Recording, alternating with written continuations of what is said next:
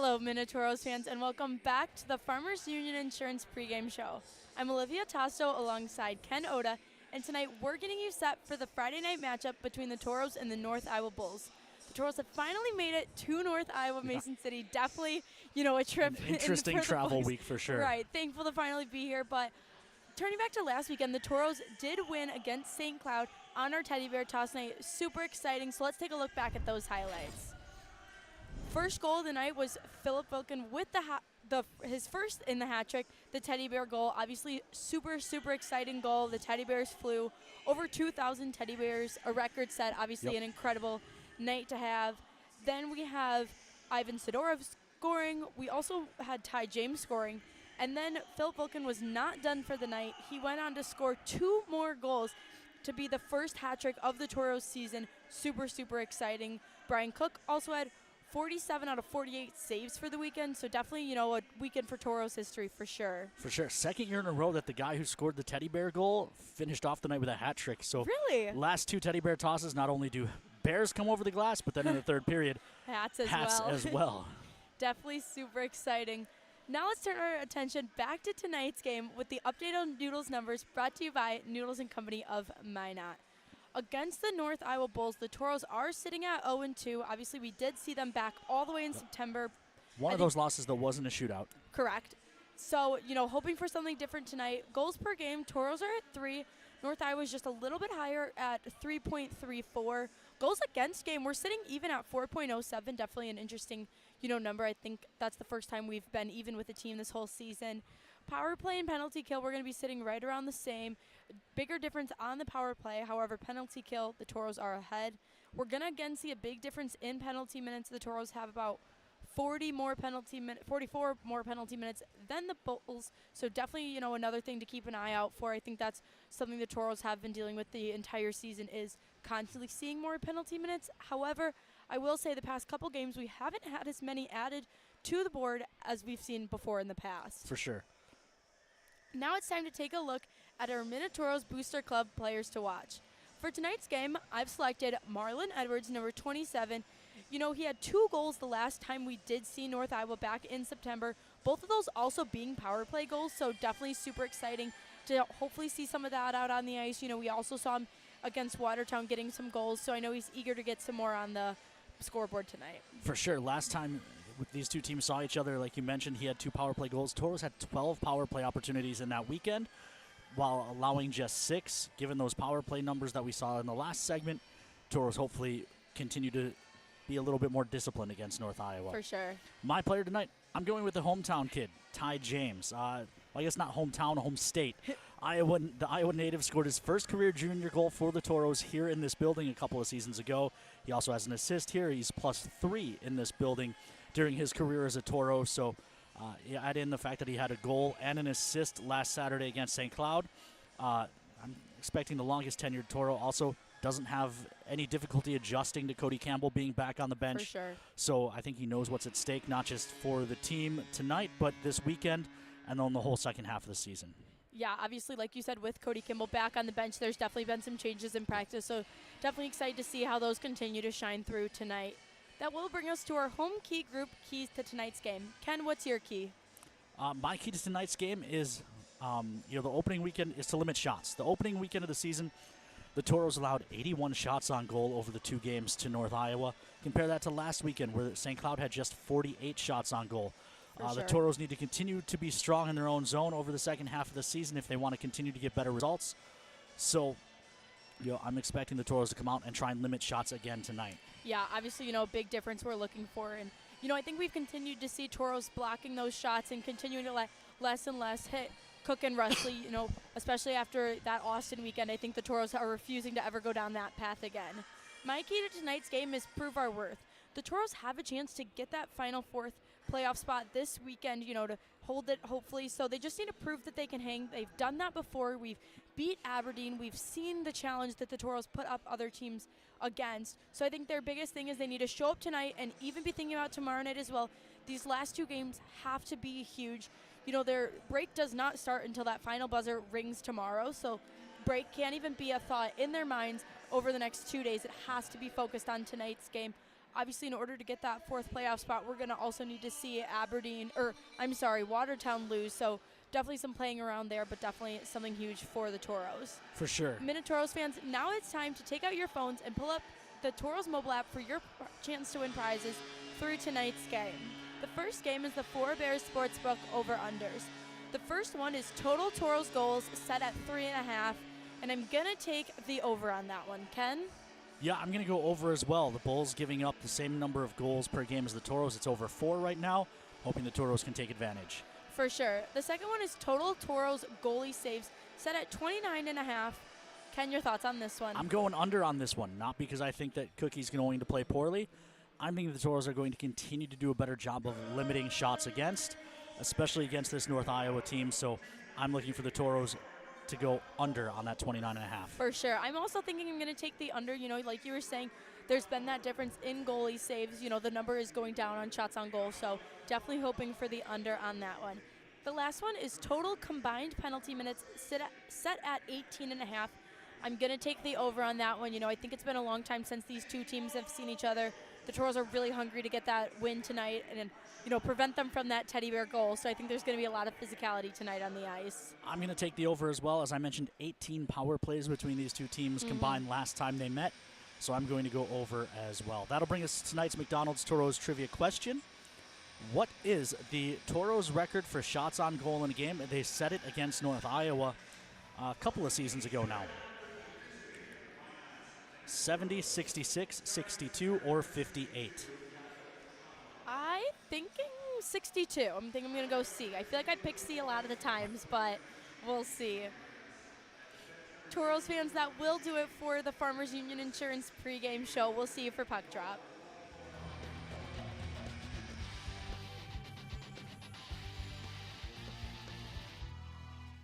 Since 2003, the architects and engineers at Ackerman Esvold have been enhancing everyday life. From response times to commute times, we've helped create critical infrastructure, enhancing highway safety, flood protection, and public education. And we're no stranger to enhancing fun, family outings, and even game time. Ackerman Esvold, working to enhance your everyday life. Lucky for us, life is full of choices, big and small. They define us, make us who we are. And when it comes time for you to choose a car, home, your next big adventure, or start a new business, Farmers Union Insurance has the variety of coverage options to protect each perfect moment. Farmers Union Insurance. Contact your local Farmers Union Insurance agent today.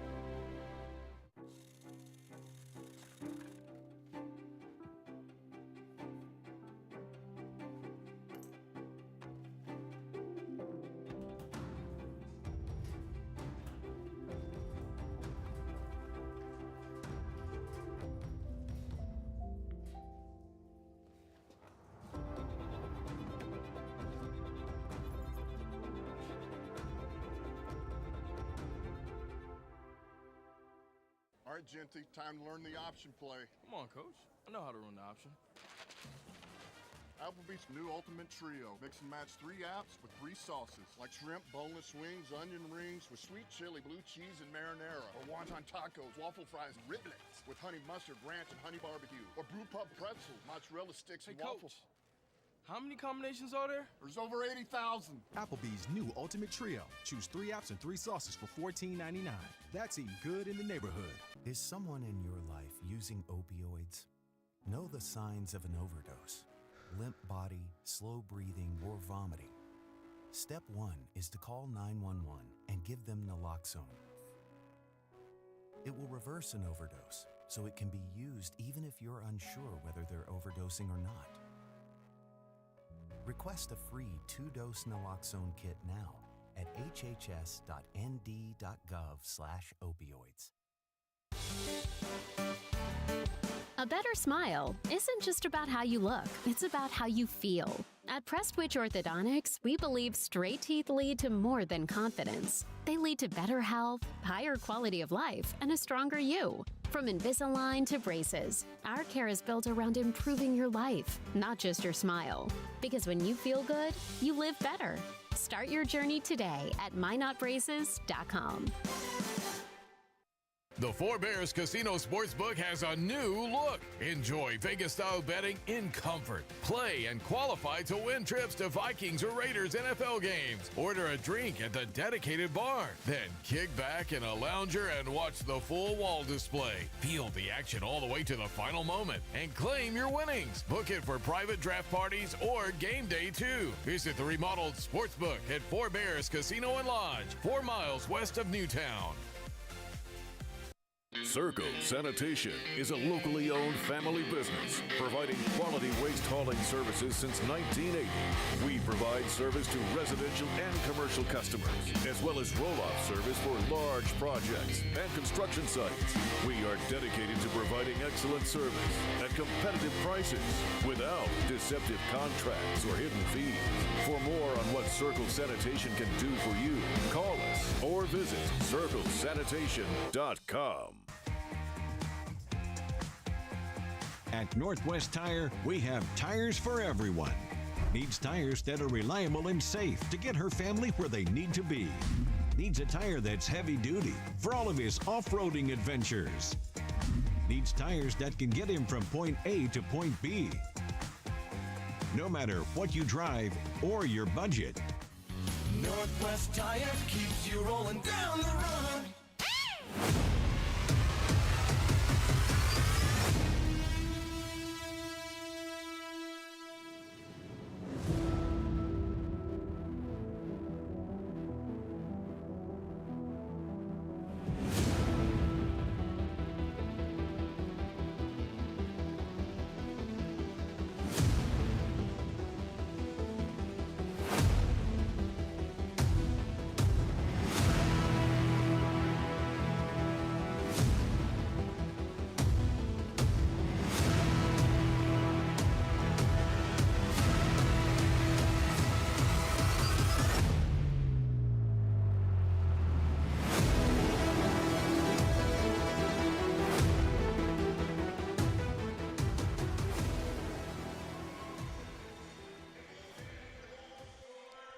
Welcome into the Mason City Arena, as you might expect, located in Mason City, Iowa. In case you missed the pregame show, I am Ken Oda getting you through tonight's matchup between the Toros and the North Iowa Bulls. Toros looking to stay hot after sweeping the St. Cloud Norsemen last weekend. A sweep here and a little help, and the Toros can be back in playoff position before they head home for Christmas. But of course, that all starts with the Toros taking care of business tonight. They'll be moving left to right on your computer screen or smart device, however you are tuned into the Toros Network. We are glad to have you aboard. Toros control the opening draw, and we are underway. Toros wearing the traveling black, red shoulders and sides. Cream names and numbers for the men from the Magic City. North Iowa Bulls in specialty Christmas jerseys, Christmas camo. I don't know that I've ever said that phrase before, but Christmas camo it is. Red, green, and white. They've still got their navy breezers along with the navy gloves and helmets. And it looks like navy numbers on the backs of those as well. Toros control, long shot, that sails wide. Ramirez has trouble on the near side. And the puck is out to neutral. Hodis drops it back. Bulls are mid-change. Sullivan will continue to work towards their own end. Far side, Prima pokes. Spadaro had trouble. Sullivan can't keep it away from Foyles, who rolls it deep into the offensive zone. Back on it is Jakes to the near side. Taken away, Prima throws it in front. One-timer doesn't go. Follow-up try. Toros can't get to it. It was Foyles in front who took that feed. But Aaron Sachs able to answer. Out to neutral. Foyles touches it back in. Bulls take it right back out. Koroluk couldn't hold on. Foyles gathers. Gains the... No, does not gain the line. He has to let it sit. Prima got out of the zone, and Foyles just fired it off the knee pad of Malentino. Bulls control in neutral, dump it in on the near side. Awkward carom out of the corner, something to keep an eye on. That came right out in front for Cook. It hit the door that the Toros come out onto the ice to and landed back in front. I don't know, Kobe, did you clip that? Near side, carried ahead. Holland has trouble. Vickland up ice, it's taken away. And then thrown down into the Toros' end. And, as most of you already know, icing is brought to you by Minot's finest collision center. Take a look at the Toros' starting lines tonight. Toros going with 13 forwards, 6D, and Devin Russley back with the team, but backing up tonight. Several fans checking in on social media. We'll get to you as time allows. Of course, don't just have to say hi. Feel free to ask questions. We'll do our best to get answers. 4-person media team here. You already saw Olivia with me on the pregame show, Presley aboard, and of course Kobe Brault on the ones and twos as always. In behind the net, this is Sidorov banking back to the point and Ty James. He'll dump it right back down into the corner. Connaught couldn't find it off the wall. Vickland does. He absorbs a hit. Connaught frees it up, but it rolls in behind the net. It'll be picked up there by Peruzzi.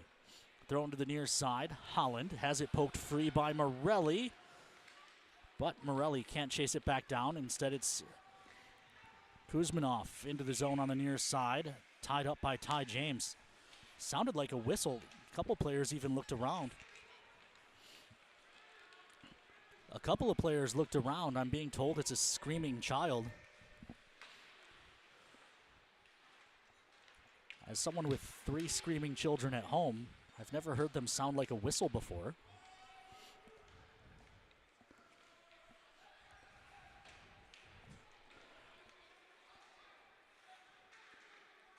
Morelli working down low.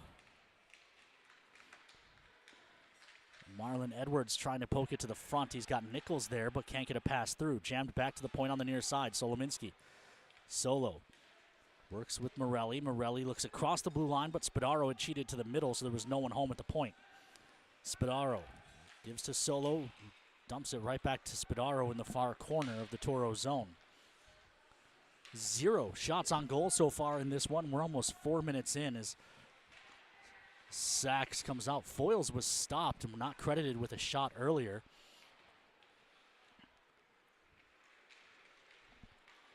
I don't know what more Foyles had to do to get one. Meanwhile, Hodis with one. That's gobbled up by Cook. Will we see our first shot go on the board? We will. Taking a look at the Toros starting goaltender, it is Brian Cook, the 08 goaltender. A 3.404 goals against average and 8.99 save percentage, which now with the help of that save may have ticked up to an even 9. 5-4-1 on the season is Cookie. Meanwhile, Ori buried by Sullivan at the near point. Either way, the puck got out. Near side, Habla and Jax collide and fall down. Eventually, Ramirez finds the biscuit and tosses it across for Kenny, who bounces one in. That'll be held by Aaron Sachs. That will get credited as the Toros' first shot on goal. Sachs on the season, a 3.297 goals against average, 8.87 save percentage, and a 5-5-1 record. Sachs has not faced the Toros this year. Both of those games went to Harry Byers, who stopped 34 of 35 on the Friday night and 38 of 42 on Saturday, and got both wins against the Toros. Offensive zone draw. Foyles lost it, however. And the Bulls work behind their net. Pressure coming. Foyles needs to be careful. It's thrown out to neutral. Dawson fires it in.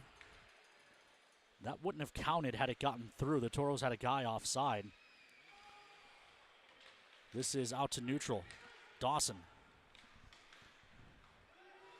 Rolled in. Can Vorobiev find it? He can't. A good stick by the defender prevents that chance, and now it's up for Koroluk. Koroluk in, shot, save made by Cookie, and the rebound up into the protective netting.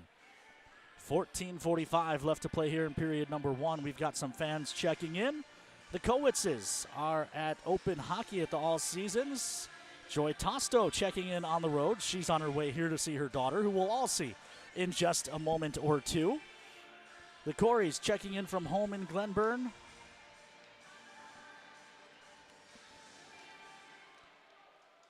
Tanya Shaw-Canaro from Richardton. The Bowers from home in Minot. Billet Rays back in the Magic City. Meanwhile, the Toros are in their own zone only for a moment as this is ahead. Stock working along the end wall. It squirts free. Cannot with a shot. Save made. Rebound loose. They dig at the side of the net. Can they get it to go? It's loose behind the net. Stock has to retreat his stick, and then he's bumped off the puck. Sidorov finds it, tries a shot, bouncing puck, found by Kanati, tried to feed it through to Stock, it didn't connect. Sidorov takes it away. Sidorov works behind the net, tries to feed it in front, can't connect with anyone, and now going the other way is Holland. Holland dumps that into the zone. Toros send it right back out. Meanwhile, behind the play, Kanat got tied up with Holland. Sullivan throws one on net that's gloved and held by Cook, and I believe we'll do a few more check-ins. Lacey, Britt, and the rest of the Britt family back home in the Magic City. The Tobridges are in Lincoln, Nebraska. Wally and the Mox checking in from Minot. The Nelsons in Minot as well. So is Rhonda Kemmons. And Evan Foyle's grandparents checking in from, correct me if I say this wrong, Kobe, Cadott, Wisconsin. Even the Wisconsin native Kobe Brault doesn't know that town. Backhand shot stopped by Cookie. This one thrown out to neutral. Russ has to get back on side, which forces Osborne back. Puck to the near side. Russ tries to feather it in, but it's broken up. Out to neutral, so it's dumped in. It hit the linesman. Russ finds it and dumps it in again. Far side, Kenny gives it a whack. It'll pop up high in the air. Lands in neutral, comes to the near side, and Dietz. Toss across to the far side. Osborne hacks one wide of the cage. Shot blocked. It comes to the side of the net, and Cookie will get the cover, and we will go to Olivia Tosto for our first update of the night. Thanks, Ken. I got a chance to speak with assistant coach Mike Meredith before the game, and he said the biggest thing is focusing on the now and emphasizing the break does not start until tomorrow at that final whistle. They played well last weekend, and we need to build off that, but also remembering that this is a fresh game, a fresh weekend, and the biggest thing he's looking for in this first period is just a quick start, forcing them to make errors and keeping the pressure on them. So we'll see how it plays out. Back to you, Ken. This is an onside play. Ramirez didn't realize it, and he let the puck lay there. Warren keeps it, dumps it down low. Ramirez tied up, help comes out front for Ori. He couldn't quite catch it cleanly. Delayed call coming. The Toros will be shorthanded. It'll be Dawson to the box. Olivia mentioned trying to stay in the moment and not be thinking about Christmas break. I've been in this league a long time, and I think it actually benefits teams to be the road team the week before Christmas break. You're together with your teammates, you're in a hotel.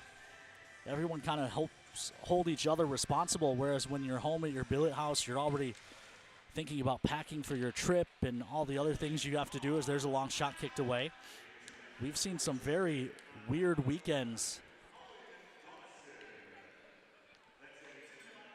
the week before Christmas break.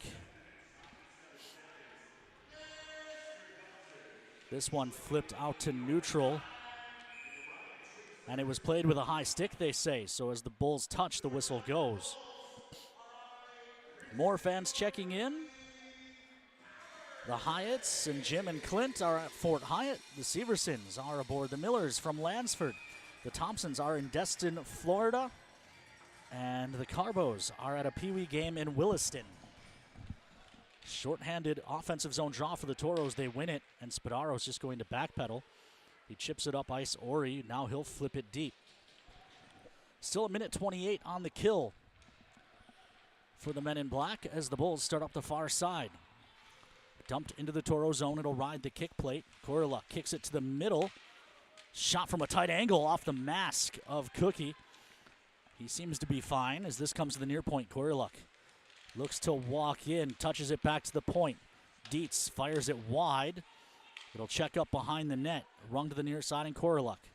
Koroluk drops it down low to the middle. Good stick and read by Ori. Koroluk on the near side half. Touches it up top for Dietz. Long shot soaked up by Cook with pressure on the doorstep. 51 ticks left to talk on the Papa John's PK. Still no score. Toros getting outshot 6-2 early. 11:24 left to go in the period.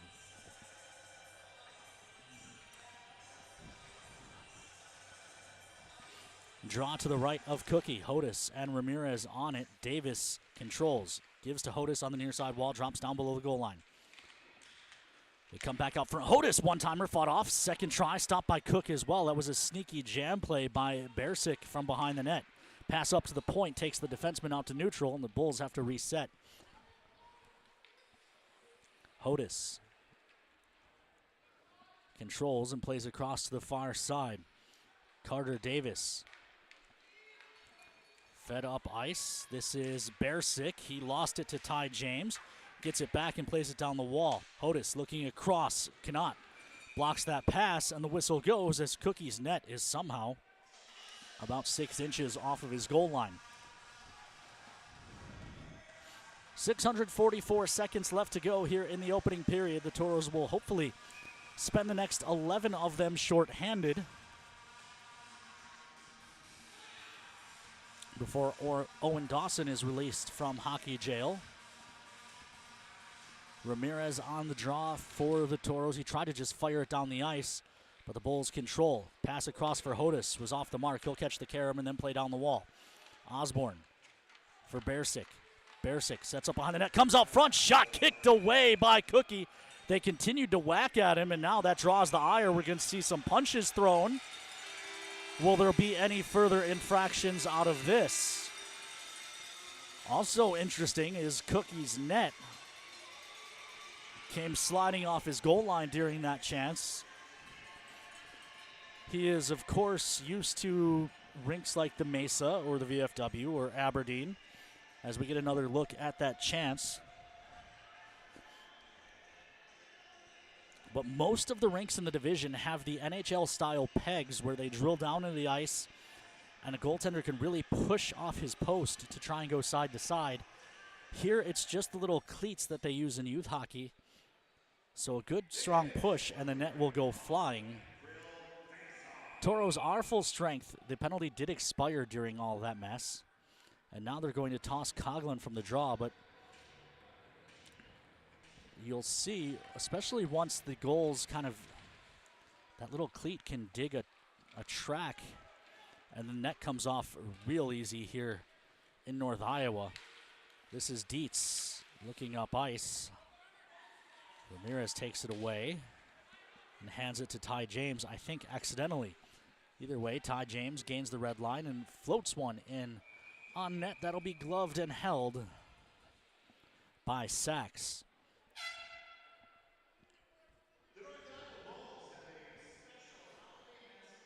Sally Foyles letting me know I pronounced Cadot correctly. Aaron and Michelle Bliven tuning in from back of the Magic City.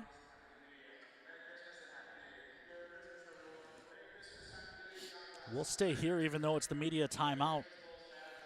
Heather Kowitz shouts out and says she wants to point out that when so many Toro fans are checking in from other youth rinks around the rink, a lot of it is because those kids fell in love with hockey coming to Toro games, and I couldn't agree more. We've seen, Minot already had a strong youth program, but it's definitely grown significantly in the 15 years the Toros have been in Minot. And also, as someone who's not native to Minot, I can't speak highly enough about the opportunities presented by the Minot Youth Hockey Program. The ability for families to sign up and then rent full gear from helmet to skates is very rare. And it makes hockey much more affordable, especially at a young age before you discover whether you're going to continue to play at a high level or not. A lot of kids back where I'm from, or where a lot of these guys are from, your youth programs do not present those types of opportunities. Meanwhile, the Okasons also checking in from back in the Magic City. Toros with an offensive zone draw here.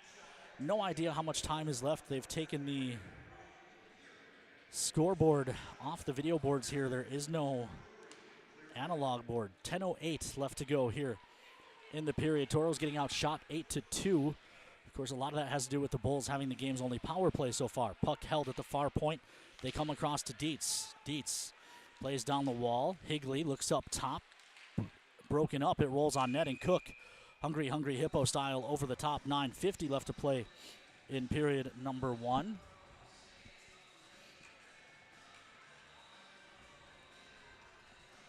Draw to the left of Cookie.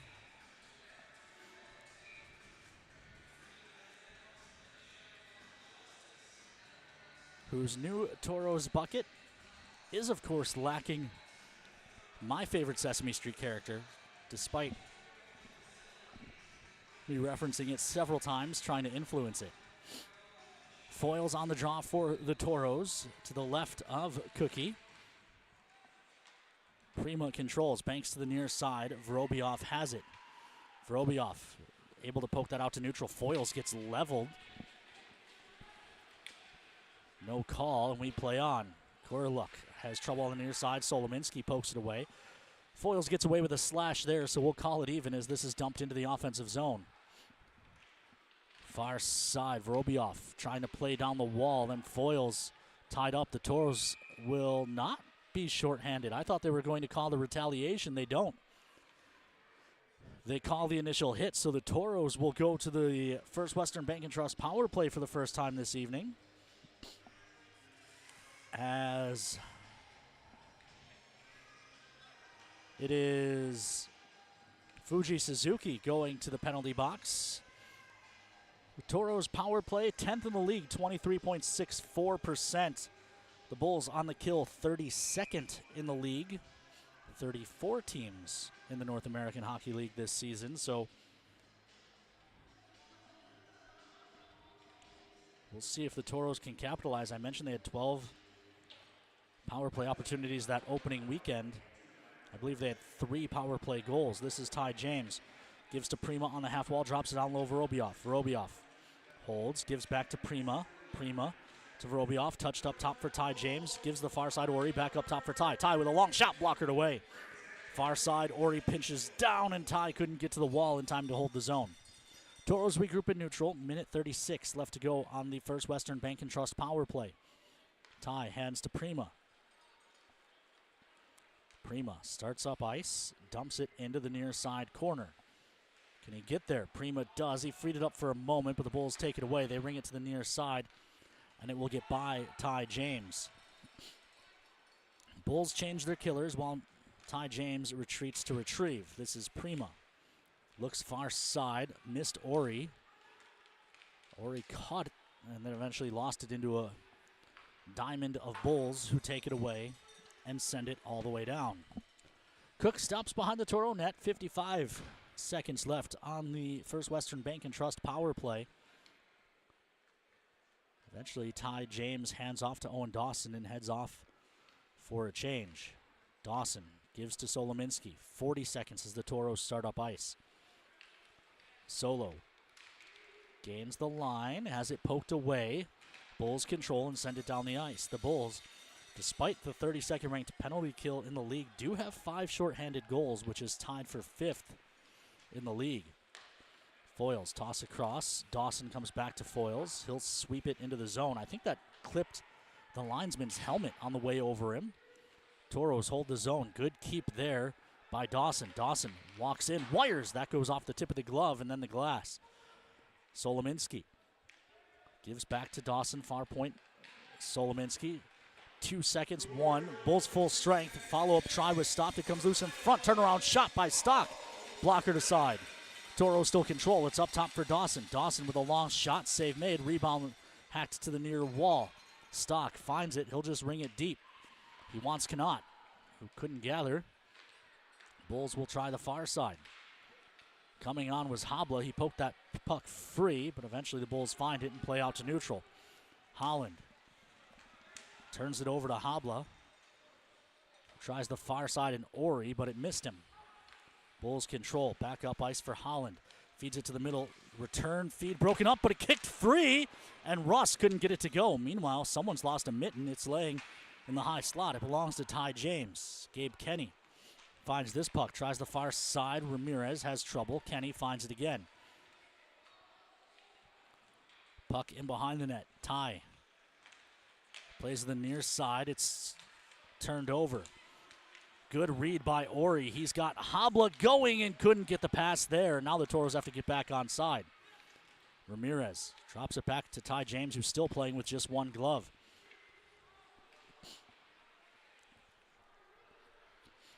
Far side, the Bulls take over. Dietz up the near side. Cuts towards the middle, has it poked free, and now Hungry Hippo style, Brian Cooks over the top. Let's go back to Olivia Tosto. Liv, what do you got for us? You know, Ken, I think there's some interesting statistics to point out going into this game. The North Iowa Bulls are currently sitting at one game here and have lost 8. And in their past 10 games, they've only won 3, and they're looking at losing 7, where the Toros have been moving up and have won our past 4 games. You know, or won our past 2 games and are down 6 in the past 10. So definitely some interesting statistics. We'll see how tonight plays out. For sure, that 1-8 record in this building is really, really surprising. I think what's probably most surprising about it is overall in the season, they're 11-14-1. So they've struggled in this building, but it means they've played well away from here. 8-5-1 in away buildings and 2-1 at the showcase. So, you know, I was talking earlier about the way the team on the road tends to lock in the week before Christmas break, as there's another long shot blocked off the stick of Solominski. But you also have to wonder if maybe focus an issue for the Bulls when they are playing here at home. This is Sullivan. He fires one wide of Cook's net. Hodis finds it on the far side, looks to work a cycle with Bersic, but it's cut off by Morelli. His pass hits a skate and caroms the wall. Spadaro finds it first. 5 minutes left to go here in period number 1. Spadaro up ice. Rolls it into the zone. Mac Morelli after it. He takes it away. Feeds it to Nichols, who touched it niftily to the middle, but it didn't get through. Then they find Stock on the backside, and he couldn't settle a bouncing puck down. Near side, Nichols gives it up to Ty James. Ty back to Nichols, who does well to keep it away and then hand to Morelli. Morelli looks across the far side. Gabe Kenny with a long shot that goes wide. Ty James with plenty of space. Now he'll walk in, looks to feed it in front. It's blocked. Ty finds it. Ty leaves for Foyles, who's coming on a change. Foyles across for Kenny. Kenny fires it into the glove of Sachs, and now we've got pushing and shoving as Sullivan goes after Stock. That's got to get the Toros a power play. Just cross-checked Stock in the head.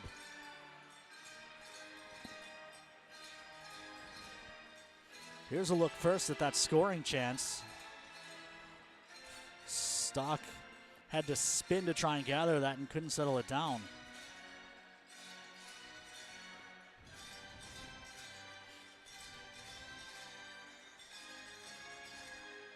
See if we have another look at the post-whistle shenanigans.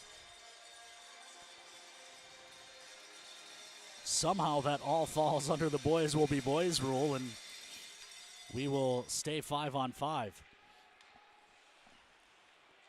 Bulls control in their own zone. Toros pressuring aggressively, thrown to the near side. Holland couldn't settle it down.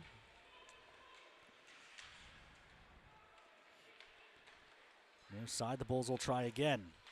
Again, they give to Holland. This time he's able to gather it in.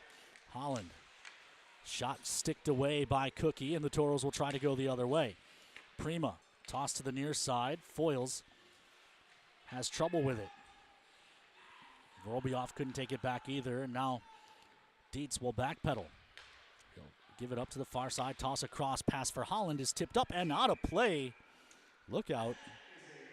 Awfully close to a woman who was not looking at all. More fans checking in. The Bookers are in Minot. The Solos are in Connecticut.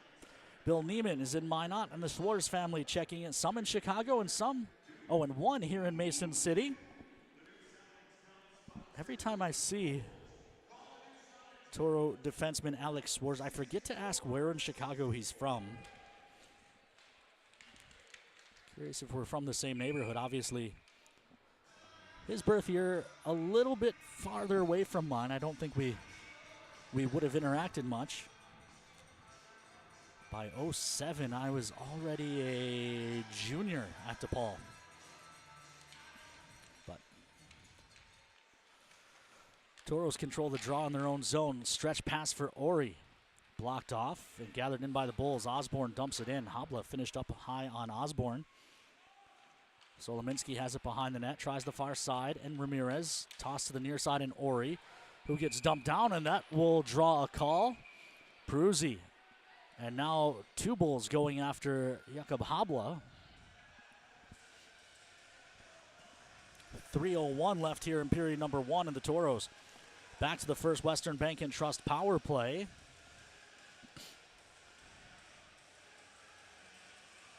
Referee Hope letting us know that Peruzzi was guilty of a trip.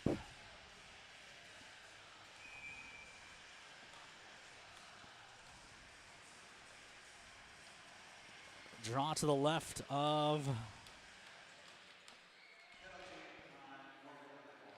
Sachs, and the Toros go to work on the power play. Ty James to the middle of the ice, then leaves for Prima on the wall.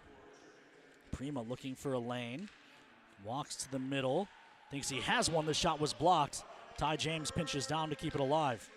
Ty will bank this up top for Prima. Toros working low to high on the power play. Now Vorobiev gives to Prima. Prima to the middle, bouncing puck. Hopped over Wickland's stick. Down low, the Bulls find it, and they're able to clear out to neutral. Ty James gives to Prima. Ori has trouble. And now Ty James taken out by a sniper in the stands. He told me his brother was going to be here. Maybe his brother's playing tricks on him. Meanwhile, Wickland up top for Ty James. Leaves for Prima on the wall. Prima across for Ori. Ori wants the tip back side for Vorobiev, but the pass was broken up. Toros trying to fight this free behind the net, but instead it's taken away and cleared. Good defensive play by Brody Dietz. Sally B and the Chicago crew checking in. Ty James hands off for Dawson. Doss will dump this in. Far side, Stock finds it. Gets tied up and the puck taken away. The Toros will chase again with 26 seconds left on the power play. Near side. Edwards, who, as Olivia mentioned, had 2 power play goals against the Bulls in the opening weekend of the season. His feed to the middle, eventually worked down to the corner by Stock. Knott works out of a headlock and now cuts the front. Jam play doesn't go. Puck to the near side. Solominski pinches down, but the puck gets chipped by him just as the Bulls come back to full strength. Less than a minute to play. Final minute of the period, brought to you by our friends at Northern Plains Equipment. This one shuttled up ice and tapped in by Stock. Knott up on the pressure. He pokes it along the wall. The rest of the Toros were changing, though, so no one there to get it. Foils and Prima up on the pressure as the Bulls hold behind their net. Long pass out, breaks the pressure. Only to have it taken away by Edwards, who punches it deep. Edwards make that Prima after it. Mishandled. Prima puts it in front. Tip play doesn't go for Foils. What a feed from Prima. Foils redirect just went over the crossbar. Koriluk looks across. 12 seconds left as the puck is dropped for Hodas. Ty James takes Hodas to the wall. Prima finds it and just hoists it not out to neutral. Good keep. And now Ty James will just hold on as the horn sounds to end period number 1.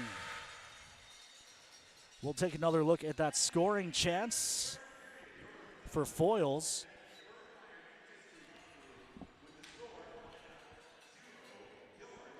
As the Toros make their way to the bench.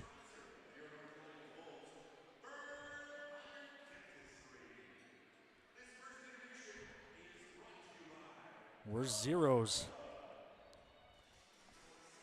here in North Iowa.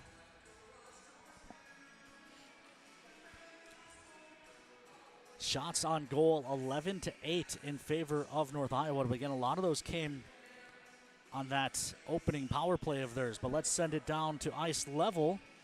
We have Olivia Tosto is with Phil Wickland. Thanks, Ken. I'm joined down here with Phil. Coming off a huge game, the Teddy Bear tossed your hat trick. What are you looking to see more of going into the second period? No, I think we just need to get the puck more on net. I think we have a lot of ozone pressure. We just need to get the puck on net. Obviously, a lot of changes. Cody Campbell coming back to the bench. How has practice been? It's been a higher pace. Everybody's been working harder. Yeah. All right, best of luck going into the second. Thanks, Phil. Thank you. Thank you, Phil and Olivia. We will send it out to commercial break. When we come back, Olivia will take you through the Four Bears Casino Lodge Intermission Report here on the Minotauros Network. Hi, I'd like to add my new motorcycle to my insurance policy, please. Greetings. Is it a moped or unicycle? No, it's a motorcycle. Unicycling enhances core body strength. No, it's a motorcycle. It has two wheels, a seat, handlebars. Does it have rocket boosters? Can I speak to a live agent? Impossible. All agents have been neutralized. At Farmers Union Insurance, technology is important, and so is finding the best options for our clients, person to person. Farmers Union Insurance. Local agents, more options, great rates. At Northwest Tire, we're part of your community, and we want you to be part of our family. We're about more than tires. We're about superior customer service to keep your vehicles and equipment safely rolling down the road. If you'd like to join a company that truly cares for our customers and employees, come work with us and become part of our growing family. Apply at nwtire.com. Northwest Tire keeps you rolling down the road. Hey Minotauros fans, welcome to Caves, your home ice advantage for home technology, home convenience, and home entertainment. From game day on the big screens, to smart home upgrades, to keeping your house secure, plus car audio and a huge selection of game room gear and accessories. Our team sets you up with a winning game plan. Stop by Caves in Minot or visit us at cavesnd.com. With Caves, you will always be in the game. Go Minotauros! A better smile isn't just about how you look, it's about how you feel. At Prestwich Orthodontics, we believe straight teeth lead to more than confidence. They lead to better health, higher quality of life, and a stronger you. From Invisalign to braces, our care is built around improving your life, not just your smile. Because when you feel good, you live better. Start your journey today at minotbraces.com.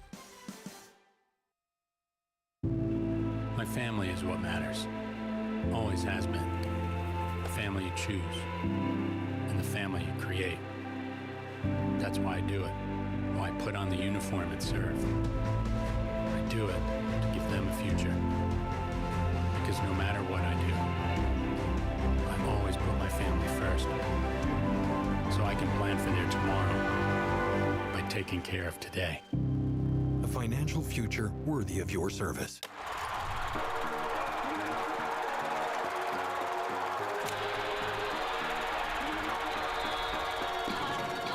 Being Bison alumni, both Hunter and I know what's important. Giving back to our community, supporting others, and always being someone you can depend on. Like First Western always says, you can bank on us. People you know, teammates you trust. First Western, you can bank on us. When you carry blue, you get a devoted team backing you up, focused on you and your well-being, making it easier and affordable for you to make health a priority. When you carry blue, you get a health plan that anticipates your challenges, that's helping shape the future of healthcare, with more helpful tools and resources so you can get the most out of your benefits and focus more on living your best life. Find your plan today. Blue Cross Blue Shield of North Dakota, Carry blue. The Carry Four on. Bears Casino Sportsbook has a new look. Enjoy Vegas-style betting in comfort. Play and qualify to win trips to Vikings or Raiders NFL games. Order a drink at the dedicated bar. Then kick back in a lounger and watch the full wall display. Feel the action all the way to the final moment and claim your winnings. Book it for private draft parties or game day too. Visit the remodeled Sportsbook at Four Bears Casino and Lodge, 4 miles west of Newtown. Hello, Toros fans, and welcome to the Four Bears Intermission Report. I'm Presley Davis, and let's take a quick look back at that first period. So it is scoreless after 20 minutes of play, but honestly, both teams don't have too much to be disappointed about. You know, the Toros, the last time they met up with the North Iowa Bulls, was kind of a hard-fought game those weekends, but it's been 3 months since the teams have seen each other. Lots of changes have happened on both teams. So it was really exciting to kind of see how this one was going to start out, and you know, if the Iowa Bulls were going to come out and just kind of set the tone early, or if the Toros were going to give them a run for their money. And it is North Iowa's Teddy Bear Toss night, and they haven't gotten to throw in the Teddy Bears yet. The Toros have held them scoreless in that first period, so no Bears are flying yet. But if you think back to the Toros Teddy Bear Toss, they were able to throw those Bears in that first period. So in that case, the Toros have won their Teddy Bear Toss games against the Bulls, if you want to compare it that way. But shots on goal so far, the Toros have 9, while the Bulls have 11. There have been some penalties this period. Owen Dawson has a 2-minute minor for tripping, and then Fuji Suzuki had one for checking from behind, and DJ Peruz had one for tripping. So other than that, there was a little bit of a scuffle kind of the last 5 minutes of play, but so far, some clean hockey, you know, some mistakes for both teams to clean up, but overall, really, really good kind of first period for both teams to look back on. It's going to be interesting to see when Liv is talking with Mike Meredith and Coach Ebner, kind of what they're going to be looking for in this second period, you know. It's really nice to see all 3 coaches back on the bench. This is the first game with the return of Coach Ebner there, so really exciting for the boys, and then also just really exciting because they have these 2 games. They get to go home to their families, and I know one of the messages this week that Coach Cody Campbell had was to just take care of business for 2 days. That's all you have to do, and then you can go and spend time with your families and just kind of prioritize that. So we're going to go out to a quick break, and when we get back, we'll get you some out-of-town scores right before the second period.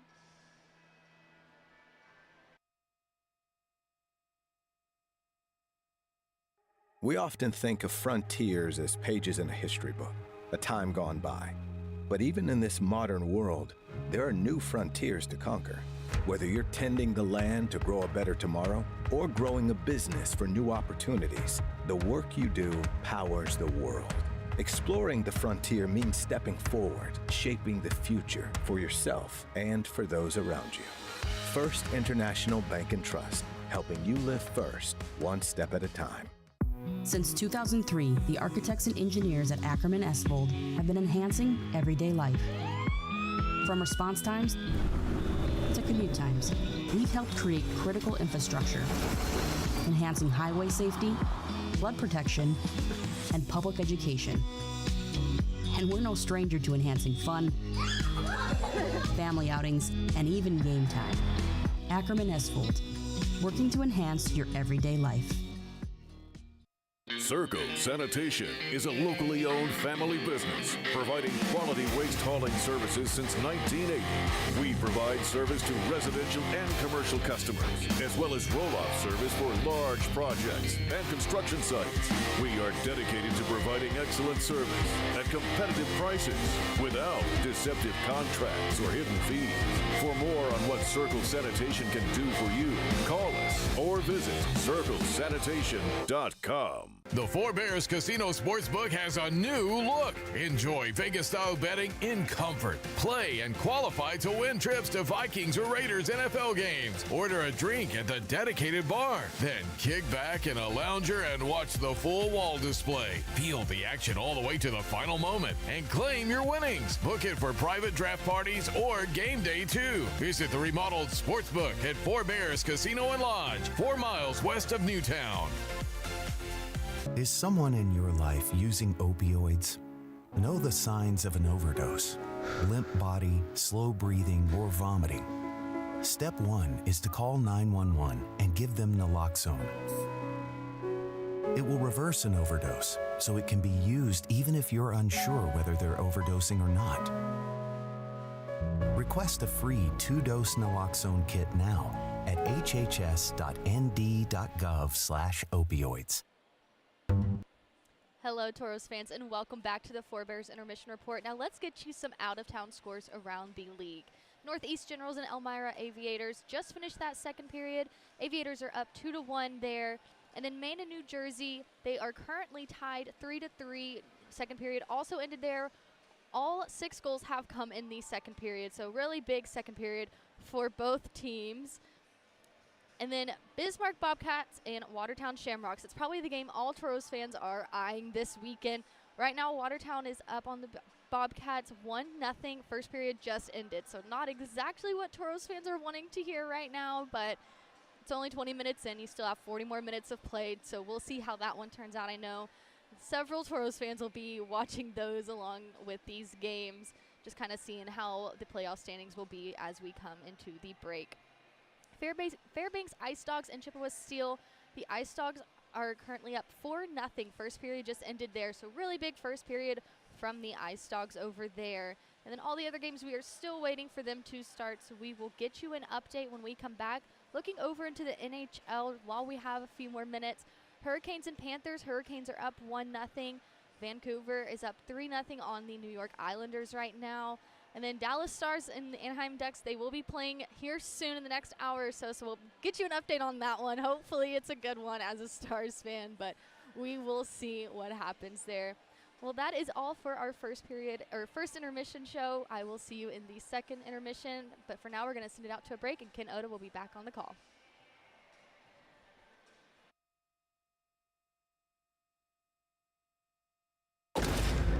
If RPMs raise your BPMs, if the open road is an open invitation, then get up and go.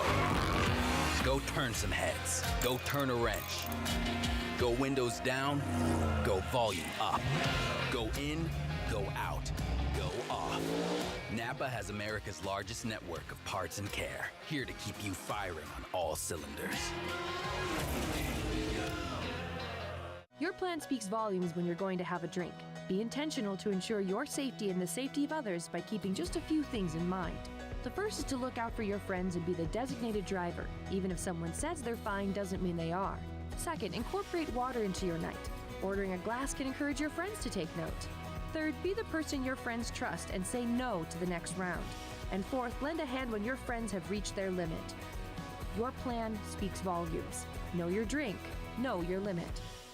We had a member that came into the credit union who doesn't historically come in. She went up to the teller line and said she wanted $25,000 in cash. The teller kind of questioned her about it, and she said, "I'm buying a car," but she was kind of fidgety.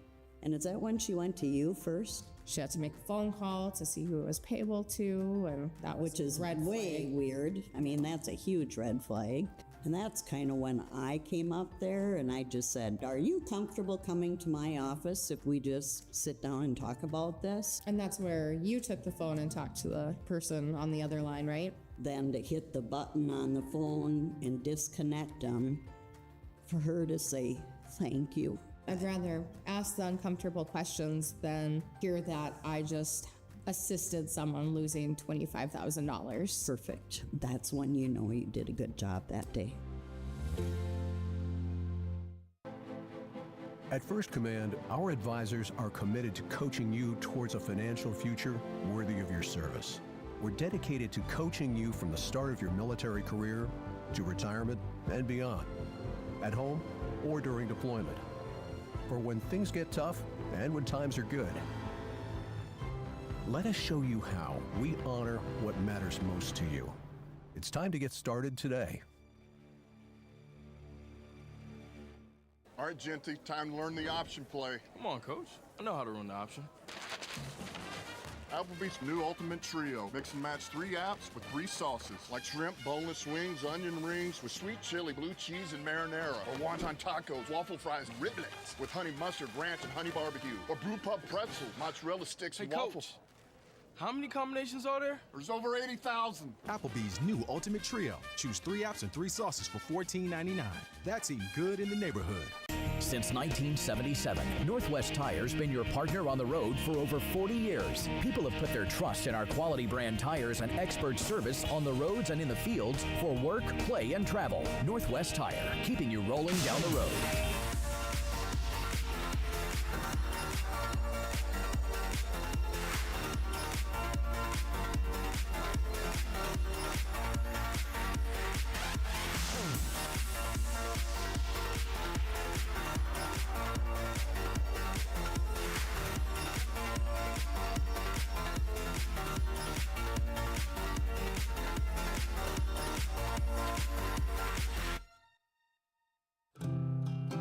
I am really passionate about this community. We're very close-knit. A lot of us are heavily involved with sports, volunteer opportunities. It helps us build bonds within the community. Yes, I work at Dakota West, but I'm also a member.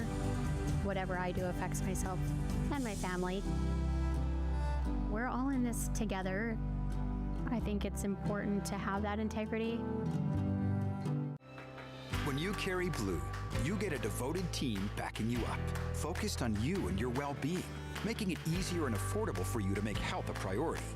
When you carry blue, you get a health plan that anticipates your challenges, that's helping shape the future of healthcare, with more helpful tools and resources so you can get the most out of your benefits and focus more on living your best life. Find your plan today. Blue Cross Blue Shield of North Dakota. Carry blue, carry on. Hey Minotauros fans, welcome to Caves, your home ice advantage for home technology, home convenience, and home entertainment. From game day on the big screens, to smart home upgrades, to keeping your house secure, plus car audio and a huge selection of game room gear and accessories, our team sets you up with a winning game plan. Stop by Caves in Minot or visit us at cavesnd.com. With Caves, you will always be in the game. Go Minotauros!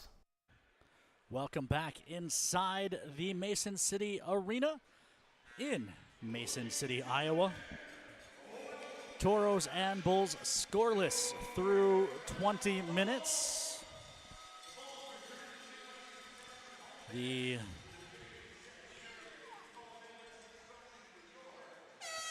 Bulls outshot the Toros 11-8, but as we discussed early in the period, shot counting a little spotty, so we'll have to have Olivia find out if she can get a better stat from the scratches next time she's downstairs.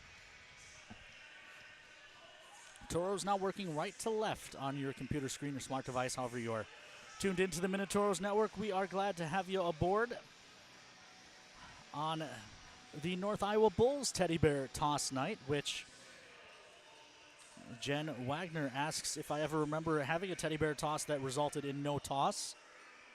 I have not come across one. Of course, that is the dread every year when you're playing in it at home, and it is the goal of every team that goes on the road for a teddy bear toss night to try to ruin the festivities. Good news, as we peek around the arena,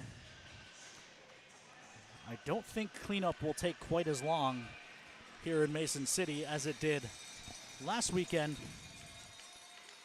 in Minot when Toro fans got us over 2,000 for the first time ever. We announced an even 2,000 in the rink, and of course, as I was walking up the stairs, a couple people told me that they got there late. We scored the teddy bear goal 3 minutes and 50-something seconds in, and now the Toros are going to go right back to the power play as Dane got dumped in the corner. So a couple people told me they got there after we had scored the goal, so their bears were not counted. Their bears were turned in instead to the merchandise stand, so we'll be a little over that 2,000 number once we count those. Toros to the power play, the first Western Bank & Trust power play for the third time this evening, as Zach Howard gets sent to the box.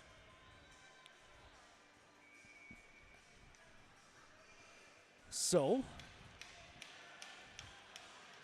Toros on their third power play opportunity of the evening, and there we've got just a bad drop, I think.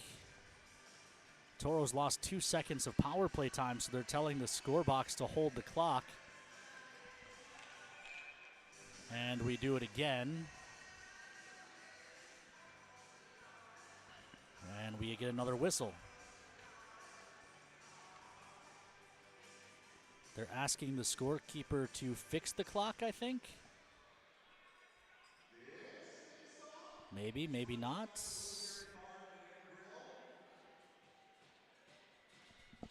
They are asking the scorekeeper to wait, or to try and fix this, and now he's typing away.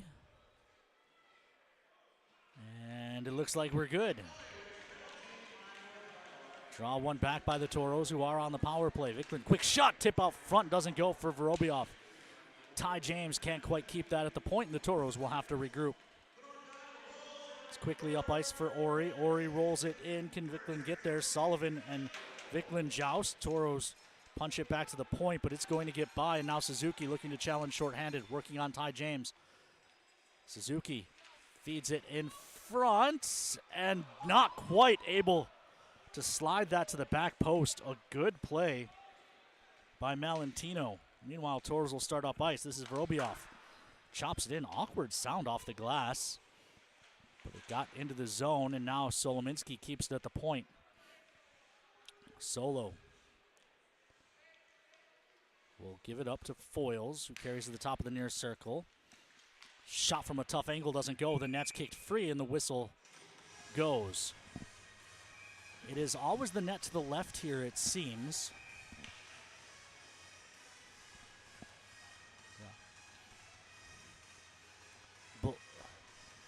Bulls will not be allowed to change, as they'll rule the goaltender knock the net off.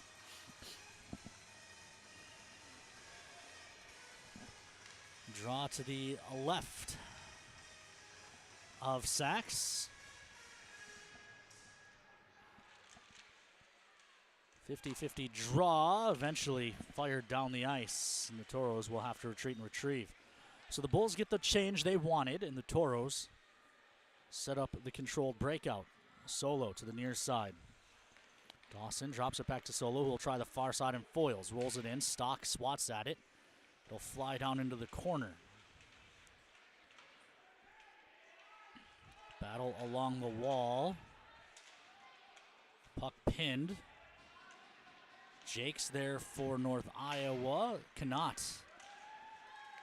Unable to free that up. Dawson working back, getting hacked by Higley. Throws up the near side. Foyles touches it into the zone to negate the offside. And now Dietz gets spun down by Stock. Generally, headlocks frowned upon. And the Toros kill their own penalty with 12 seconds remaining on the power play.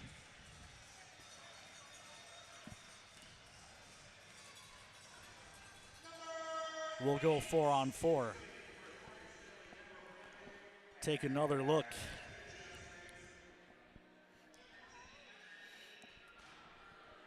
It's Stocks spinning a bull to the ice.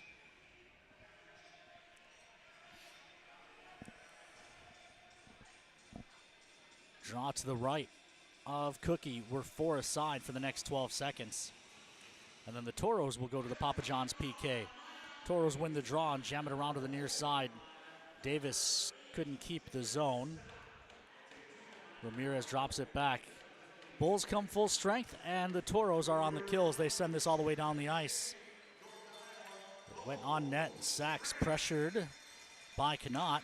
Stepping up is Ramirez, but the Bulls go the other way. Hodas into the zone, leaves off far side. Bersic shot blocked by Dawson. Near side, Davis. Davis holds. Drops it down to the near side. Back up top for Davis. Sweeps the far side. Jam play at the side of the net. Cook able to answer, but Davis keeps the clear at the blue line. Gives to the near side. Back up top, Davis. Tries the far side again. Shot blocked by traffic, and Gabe Kenny finds it and kicks it the length.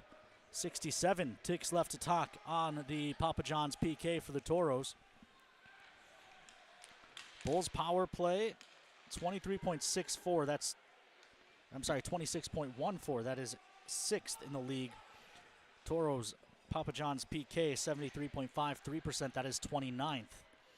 The puck rings to the far side, kept at the point. Ori hurries over, takes it away, and feeds Foyles. Foyles will look to challenge shorthanded. Foyles delays, tries a shot, save made, rebound given to the slot, but of course the Toros are shorthanded, so no one was there.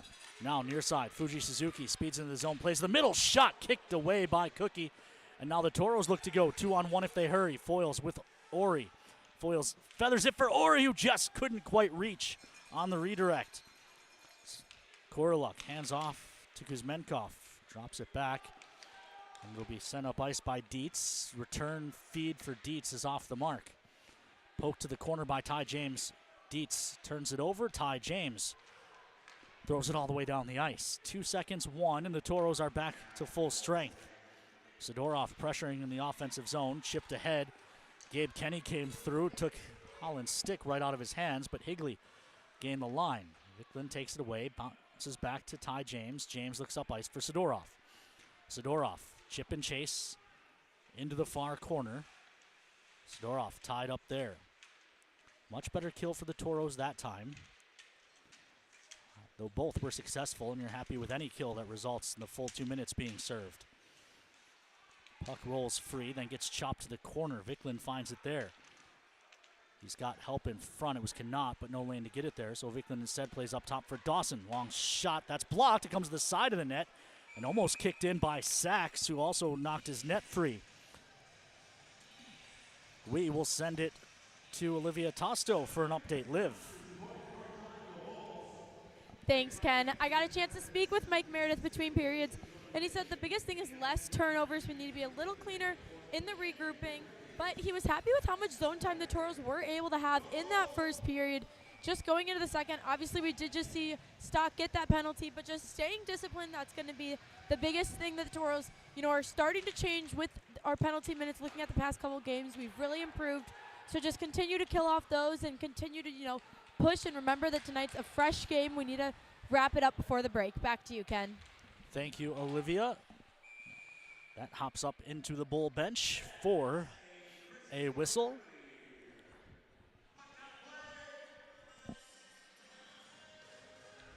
.891 seconds left to go here in period 2.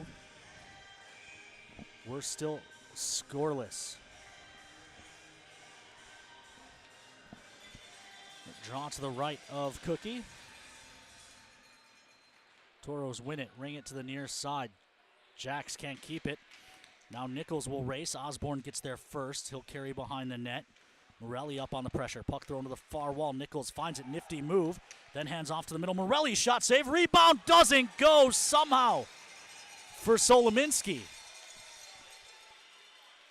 Bulls, meanwhile, gain the zone. Osborne throws to the middle of the ice. Shot. That's blocked. It'll check up behind the net. Spadaro pokes it to the far wall. We are back to 5-on-5 as this is carried down by Sullivan. Sullivan plays it behind the net. Solominski knocks it free. Edwards gathers. Edwards will try the far side of Morelli. Morelli feeds Spadaro. Spadaro into the zone. Tries to center, but it's behind Nichols. Puck pinballs to the near side. Habla couldn't quite hold the line. Gets tied up, but rolls it into the zone. Sullivan takes over there. Long pass ahead. Missed everyone. And this will go for an icing. Icing is brought to you by our friends at Minot's Finest Collision Center, as they have been for 14 seasons.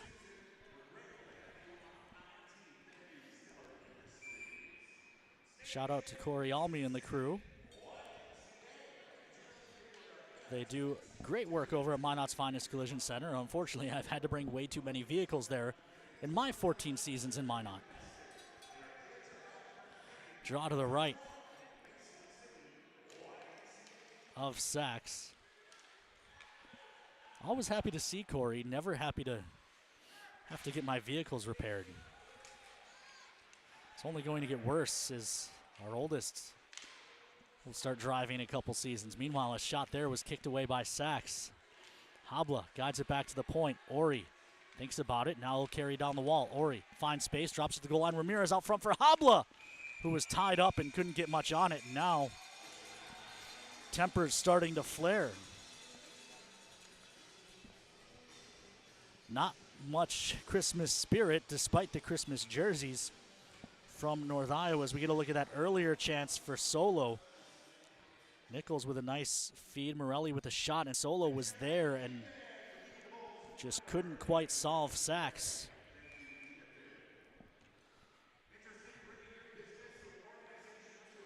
Habla on the draw for the Toros, but it's won back instead by Rees.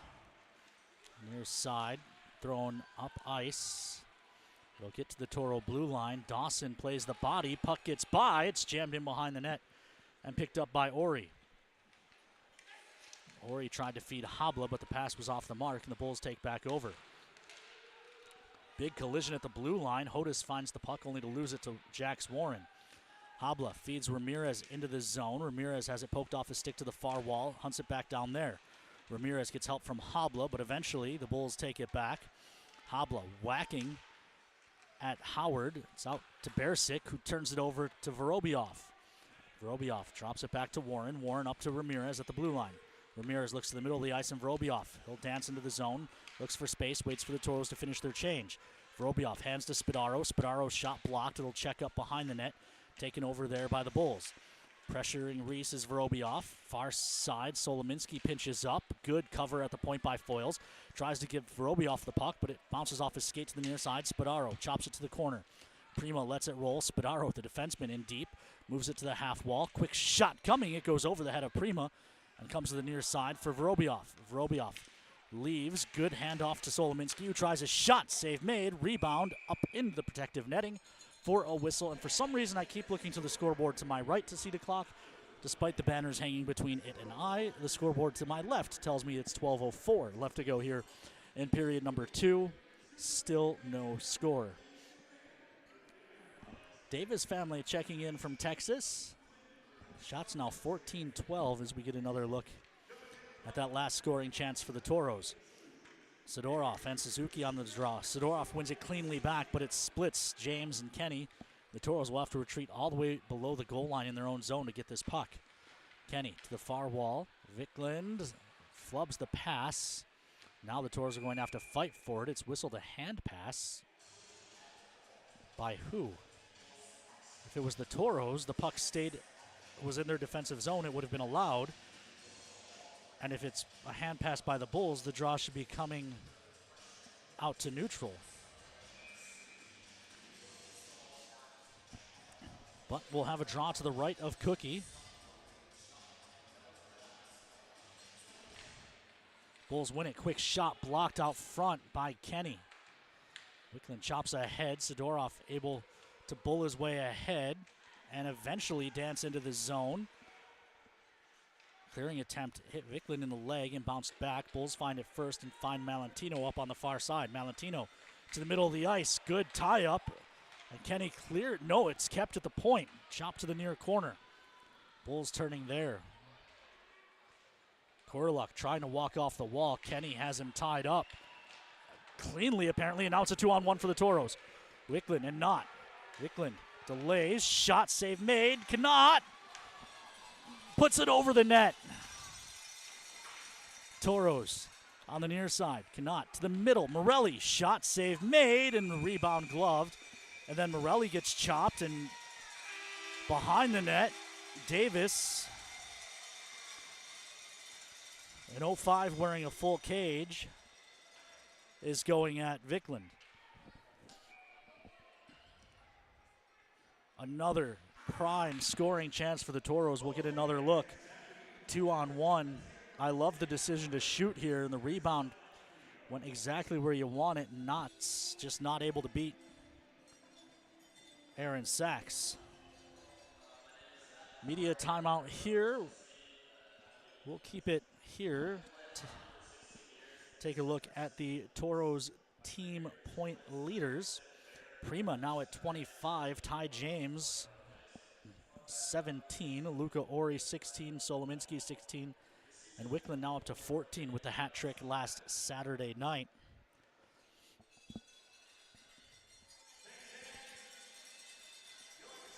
Hard for me to come back to this building without thinking about some of the success the Toros have had here First memory, of course, is the Michigan goal by Chase LaPinta a few years ago, but a lot of success in this building here for the Toros as we look at the division team leaders. But for whatever reason, in this head-to-head series, the road team has had more success. The Toros 9-1 against North Iowa at the Mesa, 13-3. 13-3-0 in this building. And I mentioned North Iowa 1-8-0 in this building this season.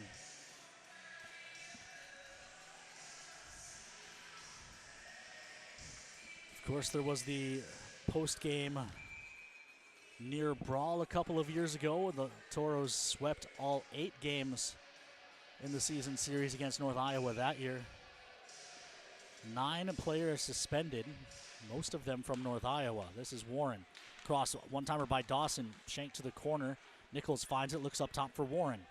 Warren, his shot, caught a leg and carried him to the far corner. Back up top for Dawson. Long shot, save made, rebound to the near side. Morelli pokes it back to Warren. Warren, shot, another save made. Morelli and Edwards falls down and knocks the puck out to neutral. Chopped into the near corner. Holland after it. Plays to the far side. There's a shot blocked out front by Dawson. Toros take it away. Bouncing puck up ice.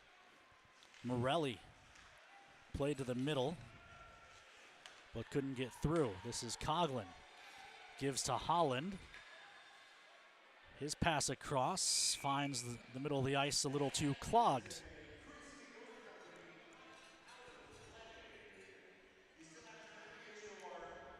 See, Kobe, that was a pun. His last name's Holland. Clogs, Dutch. Never mind.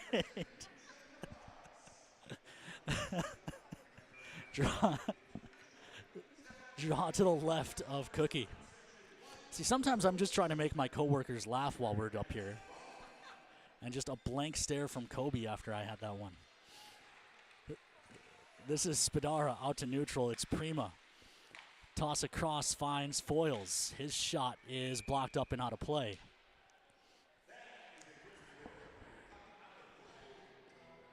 Mama Lawrence and the kids checking in from home in Minot.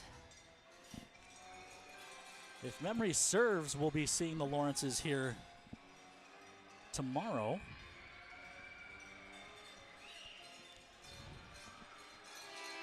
Of course, it is Teddy Bear Toss. We see some stuffed animals enjoying tonight's contest. Spadaro keeps this at the point.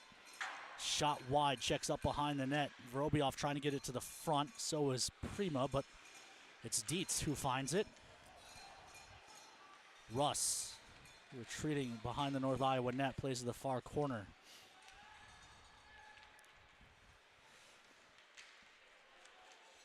Dietz trying to work out to neutral, has his pocket picked. It's rolled in the offensive zone. Foils and Howard jousting to the corner, and that's going to draw a call as Foils puts Howard down hard, but the Bulls quickly over to him, and we'll see if that will negate their power play. I doubt it, as the linesmen do a good job of getting in.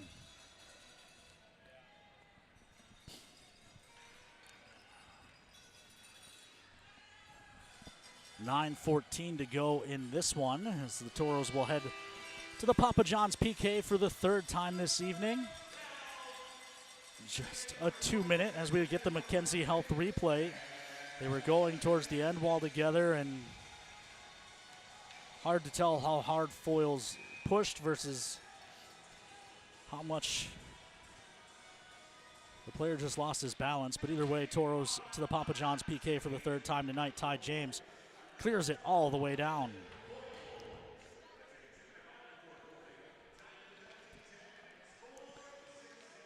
This is Dietz up ice. Turning on the far side, Koroluk looks to the near side, Fuji Suzuki. Suzuki tries to play to the middle. First pass was blocked, but it came right back to him. He plays up to the point. Shot save made by Cook. And the rebound up over the protective mesh and out of play.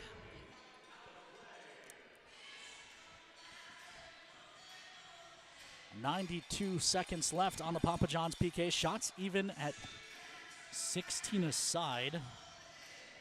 Game still scoreless with 8:46 left to play in period number 2. Apparently the puck wasn't dropped despite some fairly aggressive play. Now it's dropped for real. Bulls control. Near point, Suzuki carries down to the circle, looks across. That pass was tipped on the way through. Ori has Sidorov up ice. Sidorov breaks into the zone, backhand try, save made, rebound left, but the Toros can't get there. Kept at the point. Solominski just flips it down low. Now Ori up on the pressure. Dietz punches it up the wall. Kuzmenkov looks across the ice, bouncing puck, swatted into the Toro zone, and apparently that was an onside play and not a high stick either. So they'll set up the power play to the middle. Good stick breaks that up, and Luca Ori able to punch that down the ice. Cannot after it. 50 seconds left on the Papa John's PK. Davis sweeps to the near side wall. Ramirez will keep it there. Feeds down the wall to Cannot. He'll drop it back. Toros will play some keep away. At least they would have if Kenny had been able to hold cleanly. Now they'll have to fight for it. Ty James on the far side frees it up. Kenny gives to Ty James, and he fails to clear. Good keep at the blue line. Davis looks across. One-timer. That goes wide. Rebound to the near side, and Hodis. Hodis drops it down low, gets it back at the hash marks, looks up top for Davis. Davis back to Hodis. Pass across to Sullivan.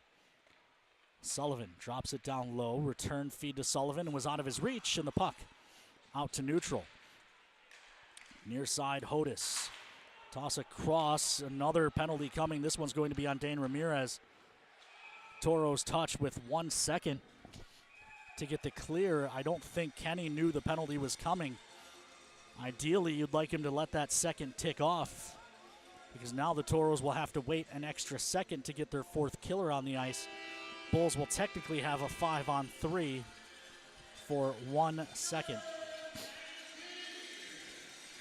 It'll be Foyles released from hockey jail.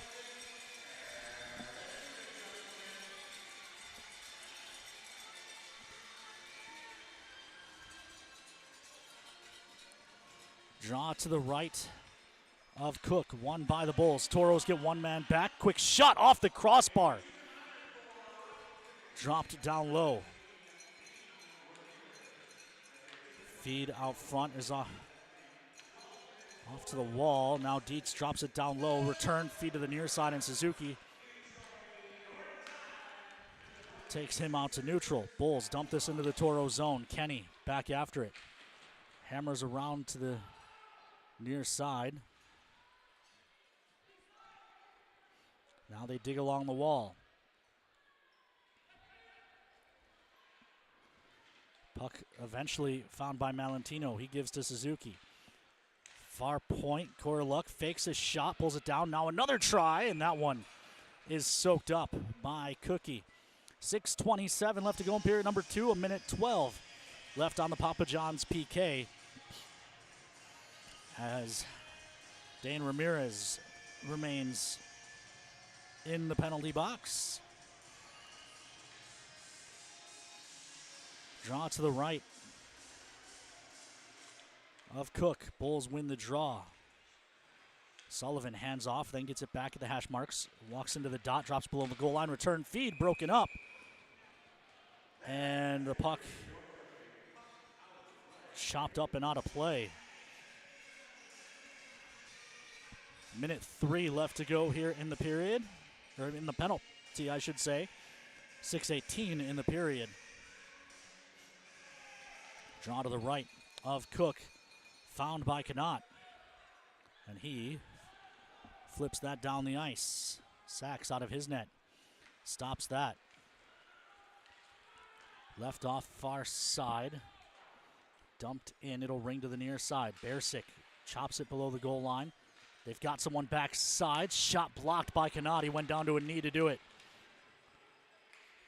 Far side. Bulls still control. It's Osborne. Leaves off. Return feed for Osborne. Hands off. Sullivan shot it wide. It'll ring to the far side for Sullivan. Whistled a hand pass. And that'll take the draw out to neutral.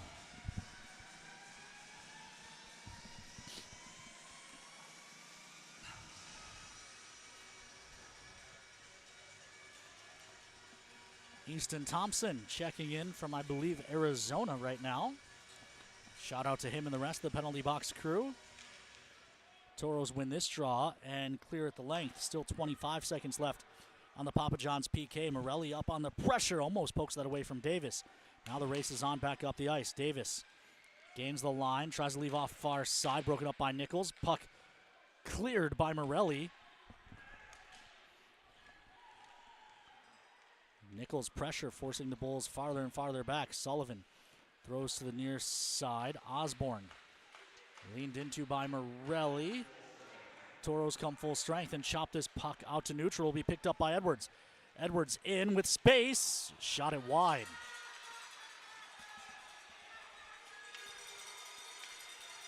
Three on two the other way now. That's an offside play as Hodis with the drag move at the line. And now Hodis and Dawson tie up. The referee's going to take them both.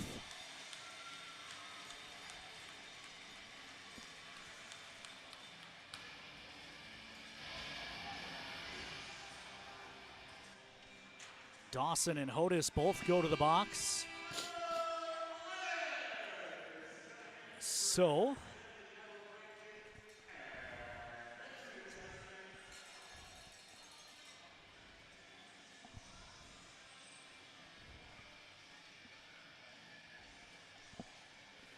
not entirely sure what Hodis did there other than get punched in the face, but this.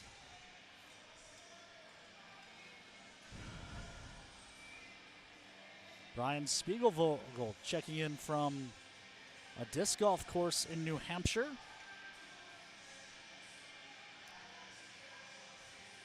This is Foyles on the draw, wins it back to Kenny. Kenny pressured by Suzuki, gives up to Ty James. Ty, toss across, finds Prima. Prima into the zone, hits the brakes, looks across for Ty James. The Iowa native throws one on net that's gloved and held. And now Suzuki has Ty James in a headlock and throws him to the ice.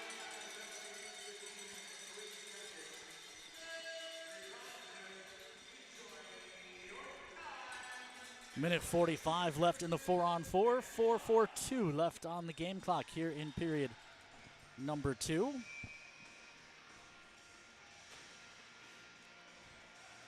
Foyles on the draw again. Ty James behind him, perhaps looking to shoot.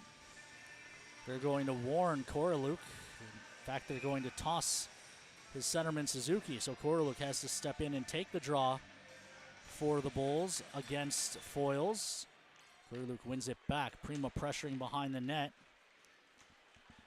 Howard's able to escape the zone and flip it deep into the Toro end. Suzuki and James after it. Ty James tried to play up the wall, thrown to the middle. Koroluk leaves off far side. Shot fought off by Cook. Peruzzi throws it down low. Ty James being held by Suzuki. Couldn't get free. The puck rolls out to neutral. Toss across, leads Suzuki into the zone, but Prima gets back and keeps it away from him, and then banks it to Ty James. Ty for Foyles. Back to Ty James. Near side Kenny. Up ice, Foyles. Malentino takes it away from him, but Prima takes it right back. Foyles loves down to the stick, has it taken away though. Down low, Bulls go up high, shot gobbled up by Cook. Toro's looking a little lost. The last clock is running. The clock has been running since the whistle. Now no one can see it because they put a graphic up. I don't know if the clock is still running or not.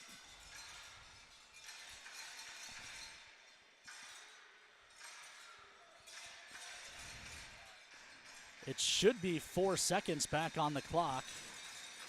They put 3 seconds back on the clock. That'll be a little better, I suppose. Wouldn't mind it if it were getaway day tomorrow, but tonight we might as well get a full 60 minutes of hockey. I, for one, not exactly in a hurry to get back to the Hampton Inn here in Mason City. Nothing wrong with the Hampton. Just not a lot to do. This is ahead for Vorobiev.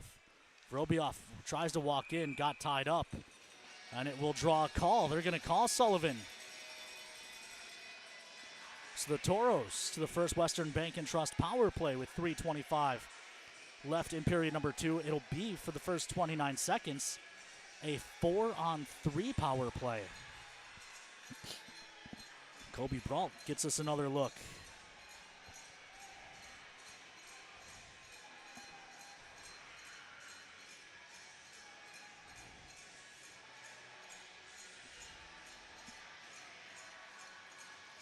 So,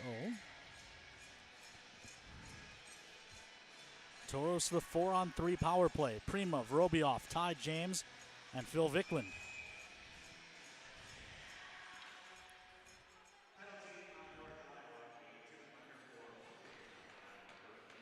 Vicklin on the draw. Important draw here for the Toros. He jams it forward. Dietz back on it. Hammers to the far side. Can Ty James keep it? He does. Good keep by Ty James. Vicklin back up top for Ty James. Gives to Prima, back up top for Ty. Ty walks in, then drops for Vicklin. Leaves off Prima, one-timer. Missed the net, and the Toros are going to have to chase that down.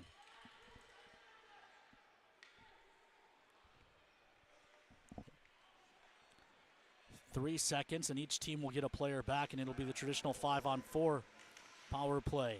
Prima around the net, up top for Ori. Ori looking for space, getting chopped by Hodis. Gives it down low for Vorobiev, back to Ori. Ori gives to Ty James at the top of the umbrella. Vicklin being held, trying to get free in front. Meanwhile, shot save made, rebound, rolls on net, and now some more pushing and shoving. Toros wisely don't fight back, hoping to draw another call on the Bulls for their own 5-on-3. Minute 10 left on Sullivan's penalty. 2:35 left to go in period number 2. Still a scoreless draw here at the Mason City Arena.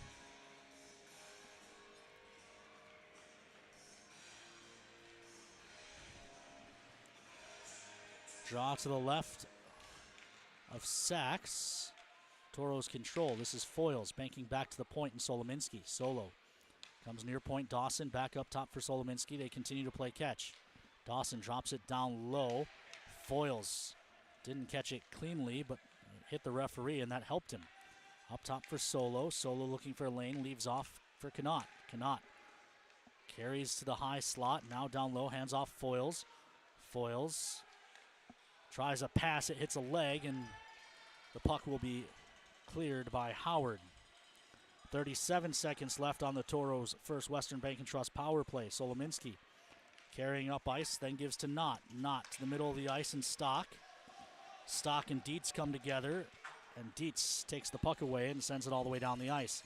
Shots even at 19 aside. 20 seconds left on the Toros' First Western Bank and Trust power play.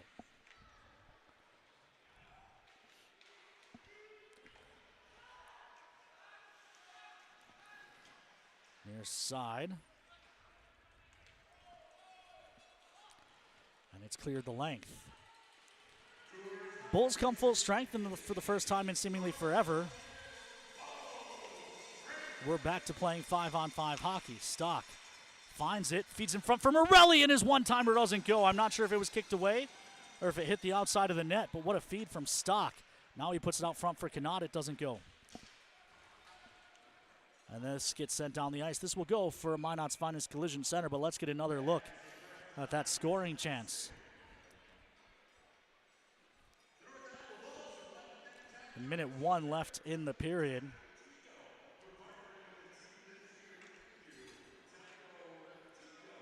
Here's a Mackenzie Health replay. Look at that last scoring chance for the Toros. If time allows, Morelli out front, and yes, it went off the goalie's pad. Dietz up the wall, and it's thrown out to neutral for Malentino. Malentino feathers it to the middle, and Suzuki, who couldn't settle it down. Ahead for Nichols, support from Ty James. Puck up for Edwards. Final minute of play in period number 2, brought to you by our friends at Northern Plains Equipment. Out front for Nichols, he Fanned on the one-timer. And now he's going to get called for taking down a bull. And with 25.8 left, the Toros will go back to the Papa John's PK. John Kowitz asks no pool at the Hampton. They've got a pool and a pond. Pond is probably better for me, but not in this weather.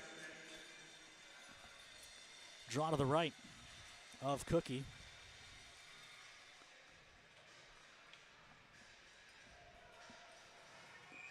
As the Toros will be shorthanded for the, I've lost count, 5th time tonight? 6th time tonight. Bulls control. Out front, one-timer fanned on by Sullivan. 16 seconds left in the period. Toros chip this ahead. Cannot. To the corner. He and Bersic come together. Looks a lot like interference to me, but we'll play on. No idea how much time is left in the period as they throw a graphic up, and now the horn sounds to end it.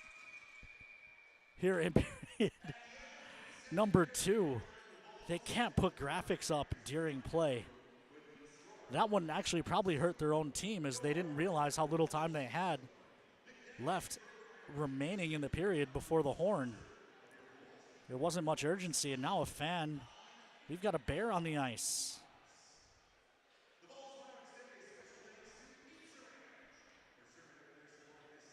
And another one, and another one. They've got some younger fans with them, and I think we might be approaching bedtime, unfortunately, for those young hockey fans. We'll send it down to Olivia down on the bench. Liv. Thanks, Ken. Ty, walk me through how you're feeling right now. Feeling pretty good. I got a good feeling about the work the boys are putting in. We just got to get a couple to the net and just get guys at the net. Defensively, last time we saw the North Iowa Bulls, we let in 10 goals over the weekend. What's the difference tonight? What are we seeing that we like? I like how the boys are just moving their feet more and just being harder on the puck, and we're just really aggressive on them, so it's going pretty good so far. For sure, and I know your family's here supporting you. Being in Iowa, your home state, what does that mean to have their support? No, it's awesome to get to see them this weekend. I love playing in Iowa. I got my first goal here, so I'm pretty fortunate they can come and watch this weekend. For sure. Best of luck going into the third. Thanks, Ty. Thank you. Thank you, Olivia and Ty. 40 minutes in the books. And there's still no score. We will send you out to commercial break. When we come back, Presley Davis will have the Four Bears Casino and Lodge Intermission Report after these messages on the Minotauros Network. Hi, I'd like to add my new motorcycle to my insurance policy, please. Greetings. Is it a moped or unicycle? No, it's a motorcycle. Unicycling enhances core body strength. No, it's a motorcycle. It has 2 wheels, a seat, handlebars. Does it have rocket boosters? Can I speak to a live agent? Impossible. All agents have been neutralized. At Farmers Union Insurance, technology is important, and so is finding the best options for our clients, person to person. Farmers Union Insurance. Local agents, more options, great rates. At Northwest Tire, we're part of your community, and we want you to be part of our family. We're about more than tires. We're about superior customer service to keep your vehicles and equipment safely rolling down the road. If you'd like to join a company that truly cares for our customers and employees, come work with us and become part of our growing family. Apply at nwtire.com. Northwest Tire keeps you rolling down the road. Hey Minotauros fans, welcome to Caves, your home ice advantage for home technology, home convenience, and home entertainment.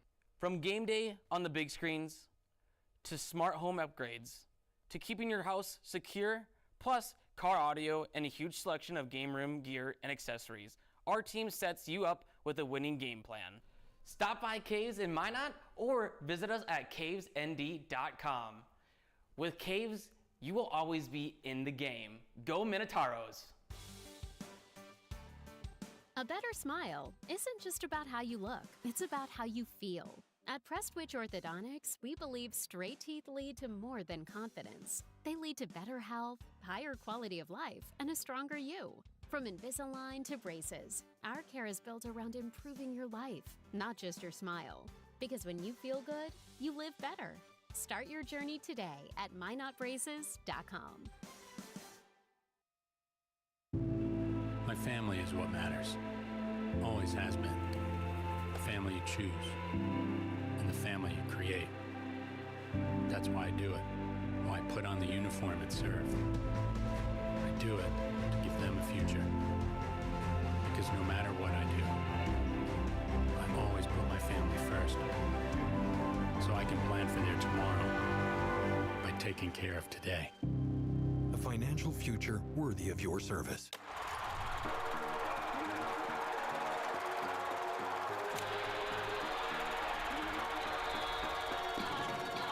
Being Bison alumni, both Hunter and I know what's important. Giving back to our community, supporting others, and always being someone you can depend on. Like First Western always says, you can bank on us. People you know, teammates you trust. First Western, you can bank on us. Hello, Toros fans, and welcome back to the Four Bears Intermission Report. I'm Presley Davis, and second period still scoreless here in Mason City. Shots on goal are tied at 20-20 right now. And so, not much happened again scoring-wise, but Toros did see quite a bit of the penalty box in this second period. You had penalties from Jacob Stock just almost 3 minutes into the game. Then Evan Foyles had a boarding minor. Dane Ramirez had a roughing minor. Owen Dawson with a roughing minor as well. And then Davin Nichols had a holding minor with just 25 seconds left to go in the period. So Toros definitely saw more of the box this period. I think every time I looked up, the Mason City announcer was announcing that they were going to go spend some time in hockey jail. So definitely one that they're going to want to try in that third period to really work on not seeing the box as much and seeing more of that ice time and just really trying to seal the deal here. It's been a good game. Hasn't been exciting scoring-wise, but both teams are really trying to fight for this win. The last time the Toros met up with the North Iowa Bulls was that home opener, and definitely is a lot different than both meetups. That first game was kind of a heartbreaker for a lot of Toros fans. Toros lost 5-1 in their home opener and then ended up losing in the shootout that Saturday night. But this is the first time they have met up and had a scoreless first and second period. So we'll see how that ends up going in their favor going into the third. We're going to go to a quick break, and when we come back, we're going to give you some more on some upcoming Toros games and those out-of-town scores.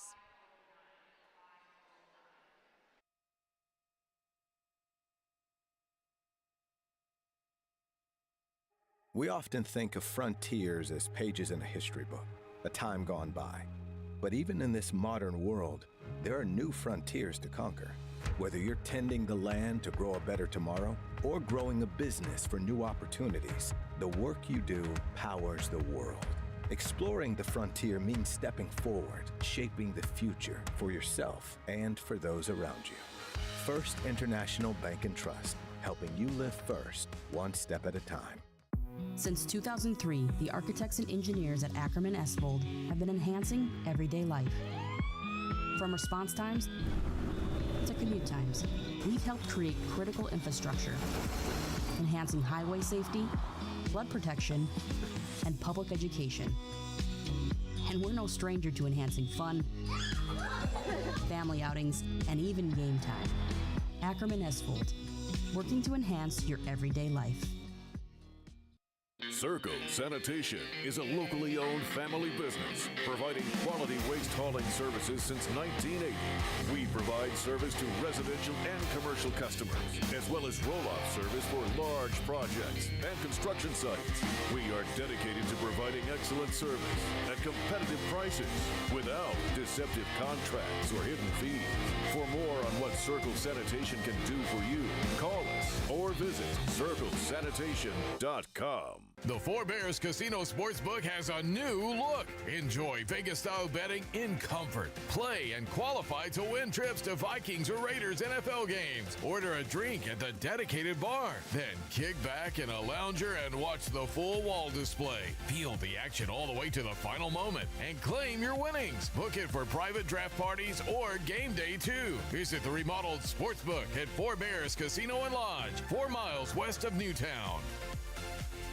Is someone in your life using opioids? Know the signs of an overdose: limp body, slow breathing, or vomiting. Step 1 is to call 911 and give them naloxone. It will reverse an overdose, so it can be used even if you're unsure whether they're overdosing or not. Request a free 2-dose naloxone kit now at hhs.nd.gov/opioids. A state-of-the-art hospital and medical office building built with you in mind. The new healthcare campus and medical district, now open in Minot. Trinity Health, making more possible.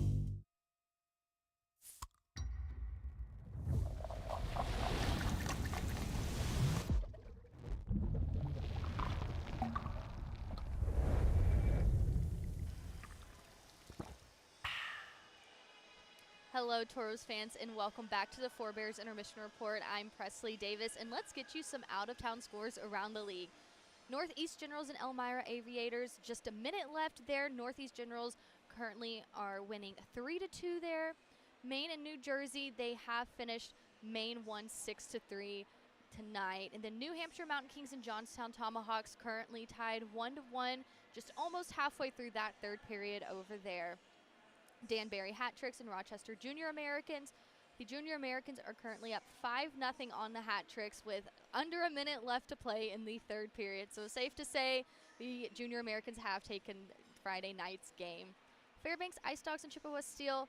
Ice Dogs are still up 4-0 right now. Third period just started, and there was no scoring in that second period. So really big first period for the Ice Dogs. We'll see how that one finishes off tonight.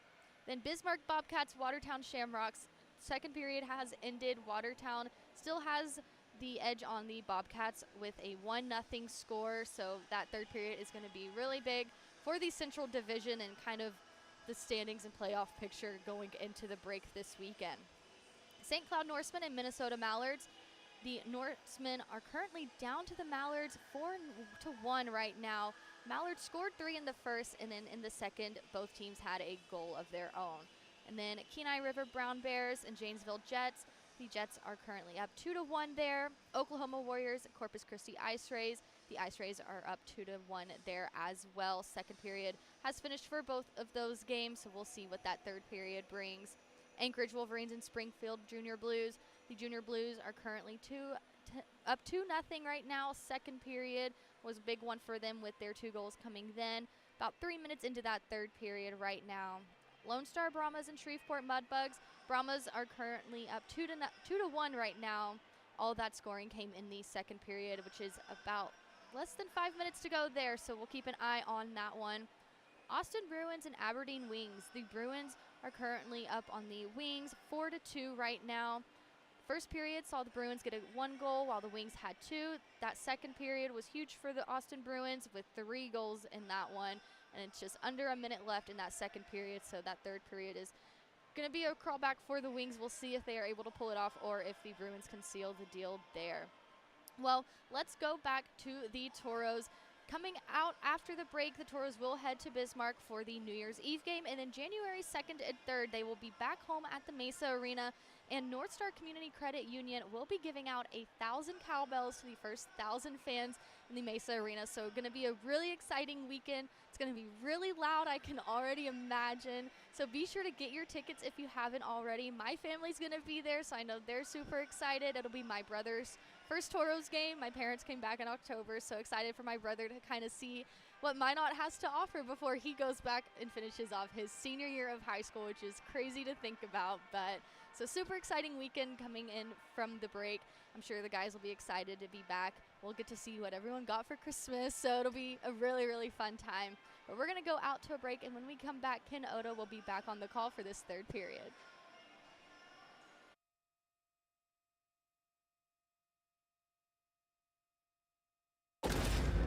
If RPMs raise your BPMs, if the open road is an open invitation, then get up and go. Go Go turn some heads. Go turn a wrench. Go windows down. Go volume up. Go in. Go out. Go off. Napa has America's largest network of parts and care, here to keep you firing on all cylinders. Your plan speaks volumes when you're going to have a drink. Be intentional to ensure your safety and the safety of others by keeping just a few things in mind. The first is to look out for your friends and be the designated driver. Even if someone says they're fine doesn't mean they are. Second, incorporate water into your night. Ordering a glass can encourage your friends to take note. Third, be the person your friends trust and say no to the next round. And fourth, lend a hand when your friends have reached their limit. Your plan speaks volumes. Know your drink. Know your limit. We had a member that came into the credit union who doesn't historically come in. She went up to the teller line and said she wanted $25,000 in cash. The teller kind of questioned her about it, and she said, "I'm buying a car," but she was kind of fidgety. And is that when she went to you first? She had to make a phone call to see who it was payable to, and that was which is red way flag. weird. I mean, that's a huge red flag. And that's kind of when I came up there and I just said, "Are you comfortable coming to my office if we just sit down and talk about this?" And that's where you took the phone and talked to the person on the other line, right? Then to hit the button on the phone and disconnect them, for her to say, "Thank you." I'd rather ask the uncomfortable questions than hear that I just assisted someone losing $25,000. Perfect. That's when you know you did a good job that day. At First Command, our advisors are committed to coaching you towards a financial future worthy of your service. We're dedicated to coaching you from the start of your military career to retirement and beyond, at home or during deployment, for when things get tough and when times are good. Let us show you how we honor what matters most to you. It's time to get started today. All right, Genty, time to learn the option play. Come on, Coach. I know how to run the option.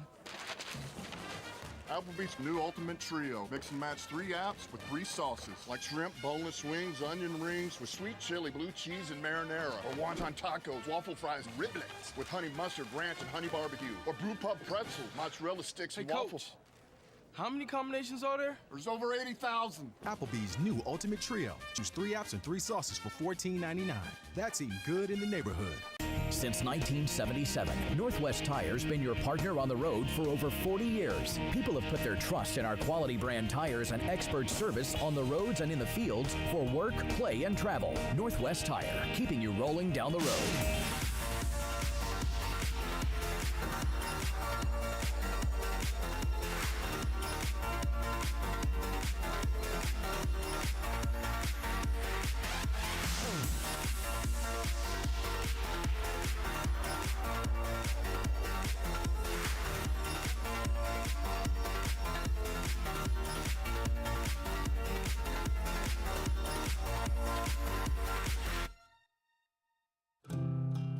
I am really passionate about this community. We're very close-knit. A lot of us are heavily involved with sports, volunteer opportunities. It helps us build bonds within the community. Yes, I work at Dakota West, but I'm also a member. Whatever I do affects myself and my family. We're all in this together. I think it's important to have that integrity. Welcome back inside of the Mason City Arena here in Mason City, Iowa. Toros and North Iowa Bulls scoreless through 40 minutes. Toros will start the period on the PK for a minute 35.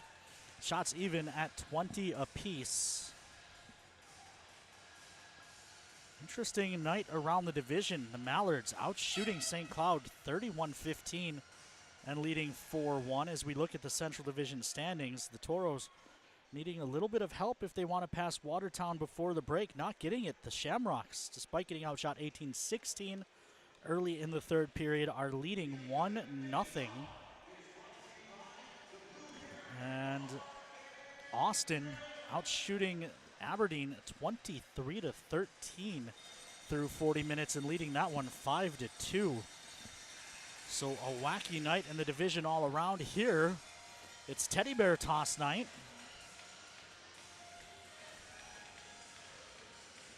The only bears we saw were at the end of the period as we had hit bedtime for some of the younger fans in attendance. Toros win the draw and send it all the way down. Pass to the far side, toss back across to the near. Kurluk. Boot to Blade, and then he gains the zone. Looks to set up the power play. Dropped down low. Fed in front. Dane Ramirez finds it and gets the clear.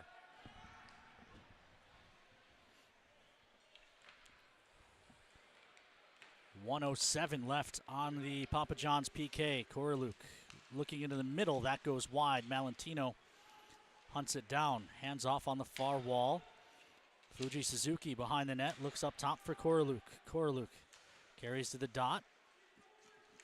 Breaks back out to the wall. Drops it down low. Fed out front for Suzuki. Shot save made. And the rebound trickles in.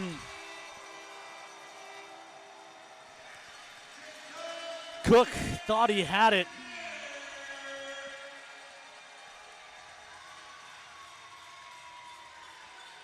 Cook thought he had it, and it turns out he did not. So we'll have a slight delay here, and the Toros trail 1-0.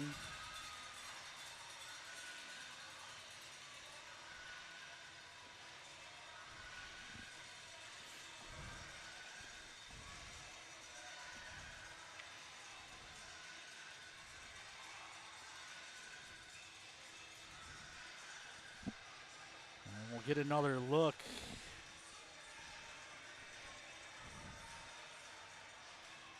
Toros out helping clean up the Bears. It'll be interesting in a game that's gotten a little heated at times. Last weekend I talked to the officials before the game, and they specifically asked that St. Cloud not help with cleanup because they wanted to avoid any kind of fight during the mess.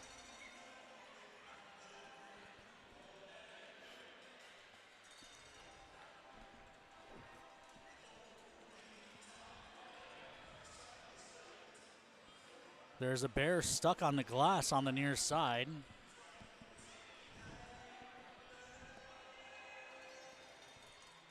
That'll be interesting. I don't know the ruling. If they can't get, if they don't notice it, if a puck hits it, is that in play or out of play? So, the 6th power play finally breaks through for North Iowa.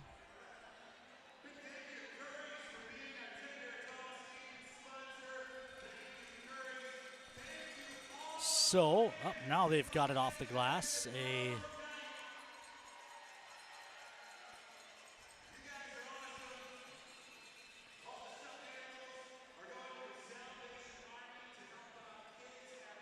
So,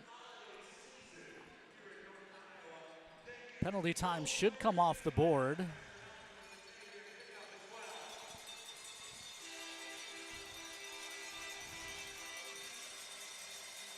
Tough one for Cookie. He made the initial save. It just somehow trickled through. Cody Campbell was looking at the iPad intently.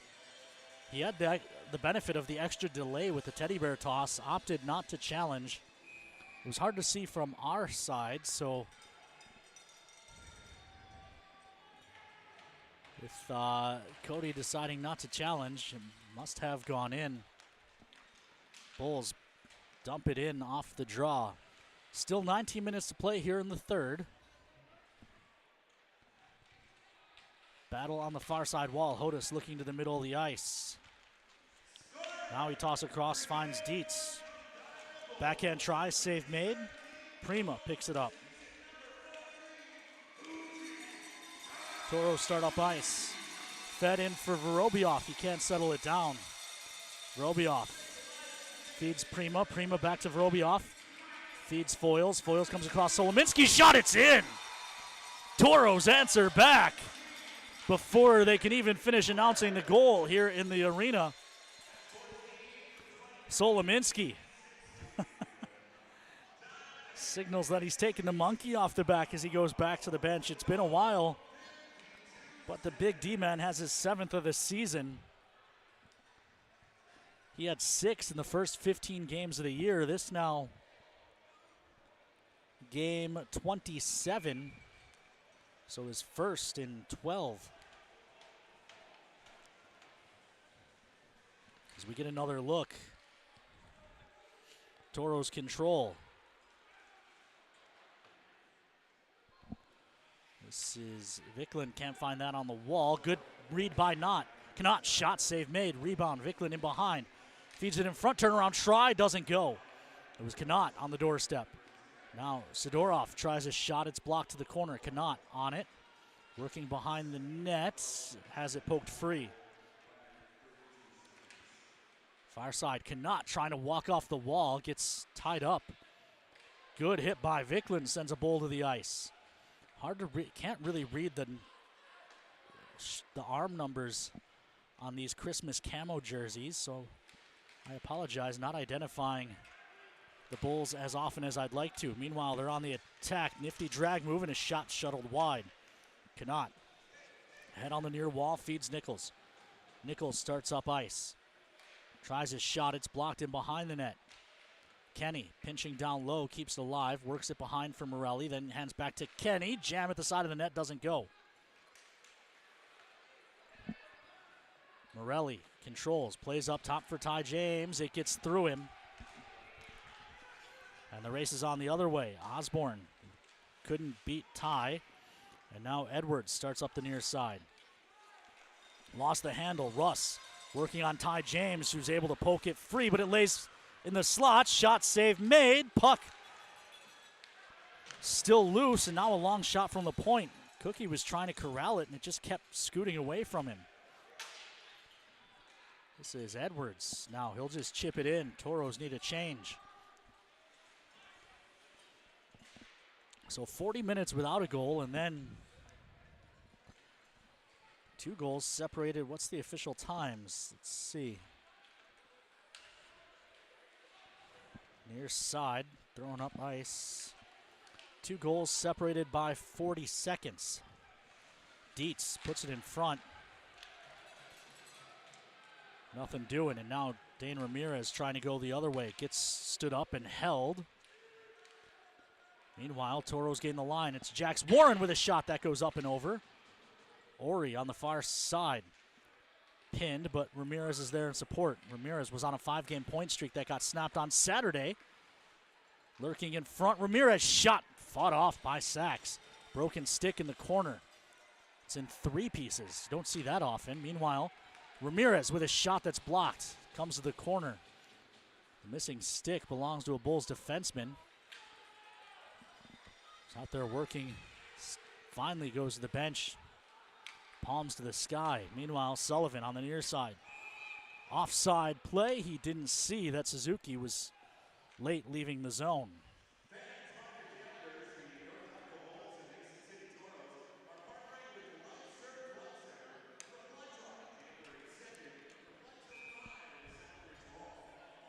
Draw in neutral. Foyles and Hodis.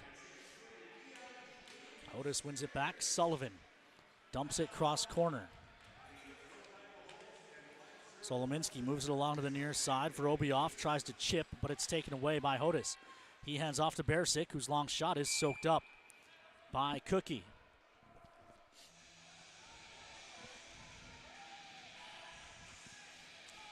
.15 left to go here in the third.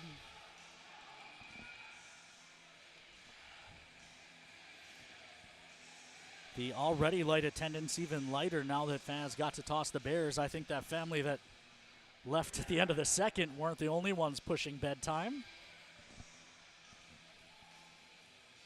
Draw will be to the right of Cookie. Hodis and foils. Hodis wins it back. Sullivan looking for a lane. Sails one wide of Cook's net. Far side. Bersic rings it to the near. Hodis touches it towards the point, but Vorobiev takes it away. Now he chips it in for Prima. Prima on his backhand gets taken down cleanly, apparently. Prima trying to feed Vorobiev, but it's taken away, and now the Bulls try to counter. Near side. Good poke at the line by Solominski. Puts the Bulls off sides. They have to settle back. Spadaro on the far side. He's stepped into. Jam play, and now Spadaro dumps it in on net.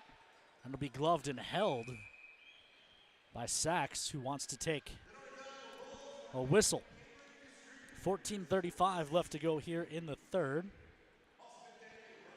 Toros and Bulls even at aces.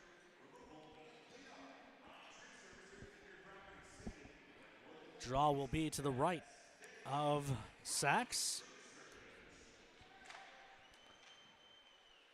Puck pushed to the corner. Bulls get it there. Big step up by Dawson.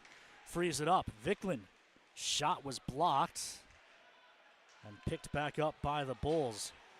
That hit by Dawson was one of the better hits we've seen this season. Toros taken away behind the net. Jam play doesn't go. Sidorov shot blocked. Put back in front. Sidorov can't redirect it. Warren sweeps it down low. Sidorov lets it roll to the near side. Cannot plays it to Sidorov. They're trying to work against a trio of Bulls in the corner. Cannot held up. Sweeps it up top for Warren, who walks in. Wires. It's blockered aside. Vicklin finds it. Vicklin trying to get to the front of the net. Forced behind. He tried to leave for Cannot, but it was off the mark. 13:44. Good stick by Jax Warren. Takes that away. Throws to the near side. Cannot into the zone. He's got Vicklin with him. Cannot cuts the middle. Shot blocked to the near corner. Scrum for the rebound. Morelli works it back to Ty James. Ty gives to Kenny. Fed to the middle. Morelli played it to the wall. It's taken away and thrown way high up in the air. Eventually Ty James finds it. Banks up ice. Vicklin gains the line. Looks across. Kenny, long shot. Tip out front by Morelli. Stopped by Sachs. Morelli leaves it in the corner. Cannot needs to go. He's been out there for a while. So was Wickland. Ahead for Osborne. Osborne fans on it. Thrown to the near side. Dietz punched it down low. Kenny, far side. Nichols comes back to Ty James. Ty chops it into the zone. Looks to hunt it down himself, but it's jammed out to neutral. Russ and Stock come together. Banked out to neutral. Morelli pinned there by Osborne. Howard takes over. Throws it in. Played by Cook. Shots even at 27 aside. Solominski turns that over, then takes it right back. Solo has Stock breaking. He's got a step, but the pass was slow getting to him. And he fires a shot wide. Nichols finds it, has Stock out front, but the pass was tipped. Solominski keeps it, carries down low. Solo throws in front. No one there for the Toros, but Spadaro keeps it in the zone. Spadaro, no lane, shot it wide. Stock trying to find the rebound. It's found instead by Dietz. He tries the far side. Spadaro stepped into, tied up with the linesman as well. The pass up ice is blocked. Solominski found it. Solo finds Stock in neutral, rolls it in for Habla. Habla, shot, good stick by Malentino, blocks that. Back to the point in Dawson. His long shot kicked away with the right leg. Follow-up try by Warren goes wide. Dawson finds this. Banks it behind. Dane Ramirez. Dane looking to turn off pressure. Tip play was out of the reach of Ori. Follow-up try, tip at the side of the net, goes wide for Ramirez. He was behind the goalpost when he redirected that. Jammed back to the point. Jax Warren, tack to tape for Dawson. Dawson, long shot, it's in! Through a ton of traffic. Owen Dawson, his first as a Toro. And the Toros lead 2-1 with 11:15 to play.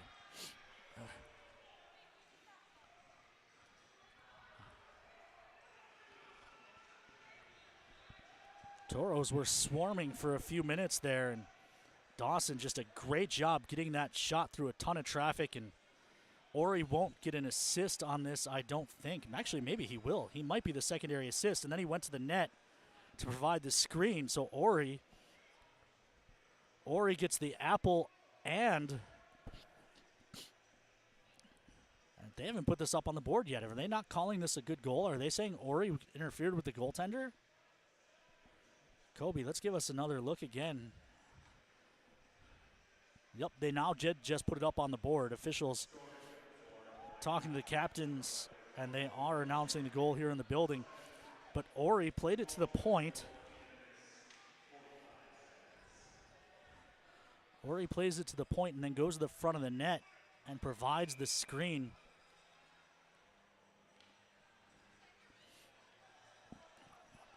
Ori was bumped into, I think, by the North Iowa player. And I think that's the reason for the lack of goaltender interference calls. Ori was pushed into the goaltender. This will go for an icing. Icing is brought to you by our friends at Minot's Finest Collision Center. But let's go over to Olivia Tosto. Liv. Thanks, Ken. I got a chance to speak with Mike another time. You know, he said the biggest thing is staying out of the box and just finishing those plays, getting those pucks in the net, which, you know, we're seeing here now. It's super exciting. As you just talked about Luca Ori, I just got a chance to speak with his brother who drove all the way from Gurnee, Illinois, with him and Luca's friends to support him for the weekend. Obviously super exciting. You also know my mom's here, who we'll see a play down here. It's going to be a penalty. It's a delay of game. You can't use your hand to win a Looks face-off. Like on Evan Foyles. So, yeah, Foyles will go. In other words, Ken, my mom wants you to know she brought us 4 pieces of chocolate Portillo's cake. Obviously super, super excited. That is the best news I've heard all night. I think that's what all the cheering is for, honestly. But, so the Toros will go to the kill.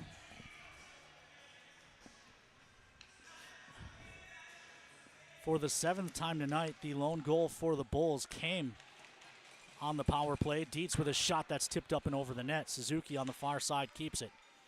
Suzuki back up top for Dietz. Long shot blocked wide. Rebound at the side of the net. Doesn't go. Near side, Koroluk. Pass to the far point. Suzuki walks in. Fought off by Cook and then out of play. That's a tough call on Foyles. I thought he won the draw cleanly with his stick, but it hit the referee and stayed there, and then he played it with his hand. And I think that was the confusion, was he played it with the stick first, and then as he was tied up and the puck came back, he used his hand, and that is a tough call. Toros win this draw and send it all the way down.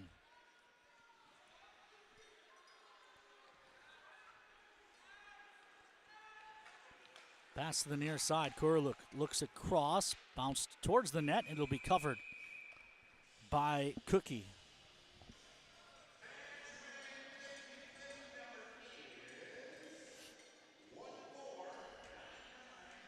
Draw will be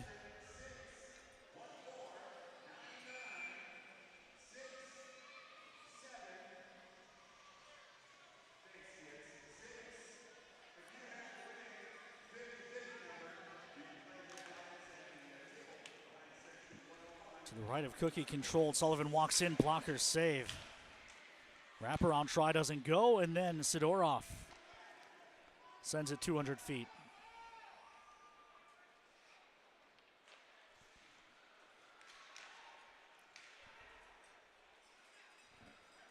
Near side, Sidorov being held.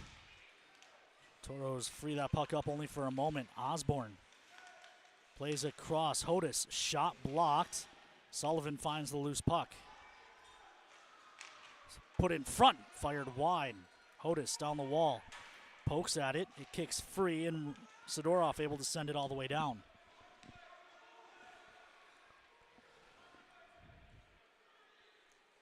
.30 seconds left to go in the Foyles delay of game penalty.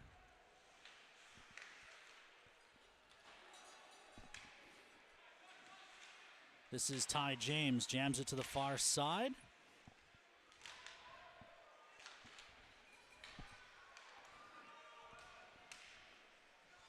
Still 9 seconds left on the Papa John's PK. Cannot blocks that shot. It still got through wide.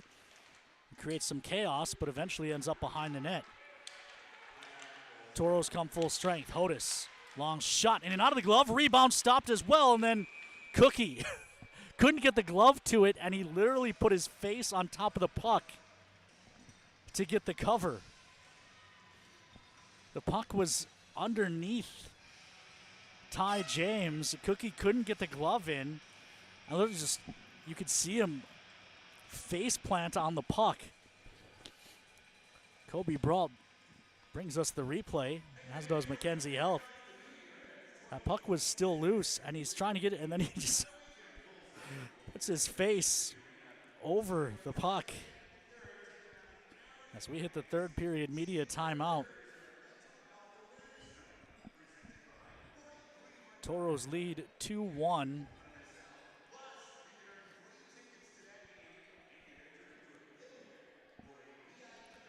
Fans remember coming up here, Christmas break, but it's not very long. We're back in action New Year's Eve down in Bismarck, and then January 2nd and 3rd against the Bobcats for the first time on the Pepsi rink this year. Olivia. Yes, definitely excited to see the Bobcats at the Mesa. Obviously super exciting, so make sure you get your tickets for that. Also going into the break, make sure you're following along on the socials. We will not have all access, but definitely have a lot of content planned for Instagram, Facebook, and TikTok. So definitely make sure you're following along. Obviously a fun couple weeks coming up. Indeed. Olivia and Presley hard at work the last couple weeks, making sure we had content to get through the break. Meanwhile, Toros control the draw. Are back to 5-on-5 as Vorobioff dumps that in. Foils spun down off the puck. As a result, lost the race to that one. Then pokes this free, gains the line. Looks to buy time. He'll just throw it to the corner. Can Prima get there? He can't. Howard trying to avoid him. Plays to the near side. Solominski pinches down. Foils covering his point. Tries his shot that's blocked out front. Chipped to the near side. Foils finds it. Keeps it in the zone. His attempt to dump it deep hit Prima in the leg. Now they scrum for it on the near wall. They scrum along the boards. Eventually it's thrown to the far side. Picked up by the Bulls. Jax Warren steps up. Forces the Bulls to give it away. Toros will change and slow it down. Solominski sent it up ice. Sidorov tried to tip that in. Koroluk blocked it, however, and works it up ice. Suzuki flips it in. Warren to the near side in Wickland. Taken away from him. Played to the middle. Not out. Koroluk. Long shot. Save made. Rebound to the far side. Malentino couldn't get to the loose puck. Jakes pinned by Warren. Kicks it along the boards. Eventually gets it back himself. He's got a defenseman pinching down. Good shot blocked by Connaught. Dietz finds the loose change and then fires to the far side. Bulls swarming in the Toro zone. Dietz kicks to the stick, and then it pinballs all the way to Cook, who will take the cover and the whistle. 7:18 left to go here in period number 3. Toros getting outshot 33-28, if you believe the spotty totals here. But the Toros lead 2-1. Dave Van Lith and Larry King both checking in. The rest of the Kings as well watching at home. Habla on the draw for the Toros to the left of Cook. 50-50 draw eventually found by Dane Ramirez. He banks up the boards but not out. Penalty coming. It's going to be an elbow against North Iowa. And Thornton. Bobby Thornton picks up just his 7th and 8th penalty minutes of the season with an elbow away from the puck.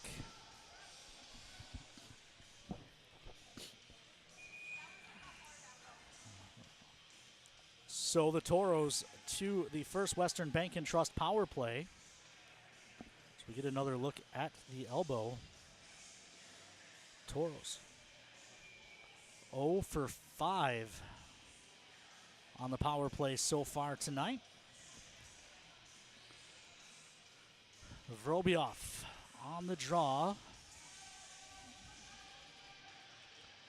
Bouncing puck. Eventually cleared by the Bulls. Ty James back on it. Minute 50 left on the power play. A chance for the Toros to maybe start to put this one away. Vorobiev in. Rings it to the far side, and Ori. Ori up top for Ty James, comes across for Prima. Prima's pass is blocked. He jams it to the corner. Wickland throws it out front. Ori turns, drops it down low. Wickland knocks the stick out of Higley's hands on the pass attempt. Near side, Prima. This is Vorobiev across. Ori, one-timer, stopped. And then his chop of the rebound was in too tight. Couldn't do anything to get it through Sachs. What an ugly power play for the Toros to start turned into a glorious chance. But Aaron Sachs stones Ori on the one-timer and on the follow-up try. Toros control the draw, but the puck deflects up and out of play. So with 62 ticks left to talk on the first Western Bank and Trust power play, another offensive zone draw. Knott, Foils, Stock, Solo, and Dawson out for the Toros. Draw one back, Solominski. Foils. Foils met on the wall. Toros are going to have to scrum for the puck. It's run to the near side. Knott lets it roll to Dawson at the point. Thrown down in the corner for Stock. Stock moves it for Foils. Foils touches up top. Solo. Solominski banks for Foils. Foils just sweeps to the near side. Knott. Knott pressured. Throws up top. Dawson. Dawson across. Solominski. One-timer goes wide. Behind the net. Stock tied up. Knott's there. Knott leaves for Stock. Stock for Foils for a shot that's gloved and held by Sachs. 23 seconds left in the power play. Palindrome on the clock. 5:35 left to play here in period 3. Toros lead 2-1. Let's take a peek at some of those out-of-town scores. 3-0 now, Watertown against Bismarck.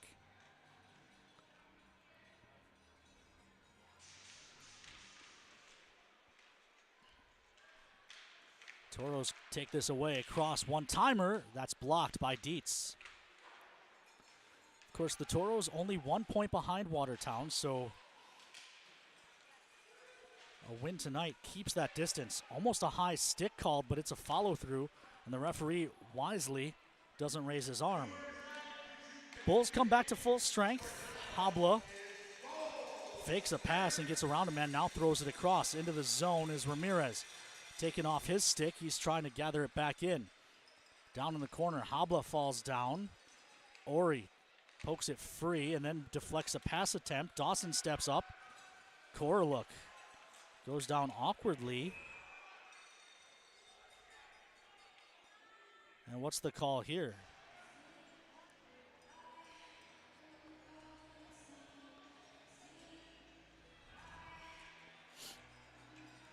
I'm not entirely. They're calling it a knee on Habla, I guess.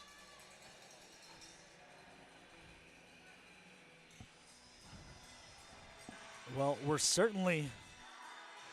I haven't been following all of the over-unders all night, but we're certainly over the 18.5 penalty minutes as we get another look at that call.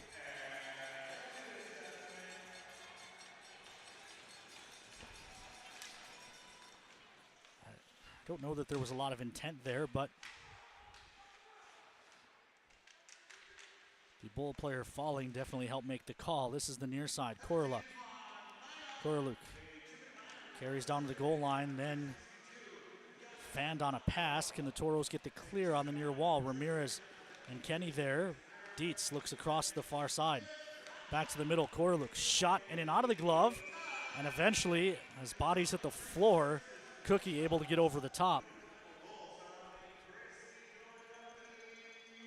Toros goals, the number was 3.5. We're on under there. Toro goalie saves 29.5. We are over there. And penalty minutes, that is officially an over as well. So just waiting to see if the Toros can get another couple tucks. Bulls control on the far side half. Minute 26 on the Papa John's PK. Long shot. Tip goes over. Koroluk plays down low. A good shot by Kuzmensov would have been a problem, but instead he put it to the corner. Kuzmensov up top for Dietz to the near side. Koroluk. His shot stopped by Cook. And Foyles gathers the rebound and clears barely. Bulls trying to regroup in neutral. And Kenny finds it and sends it the rest of the way down.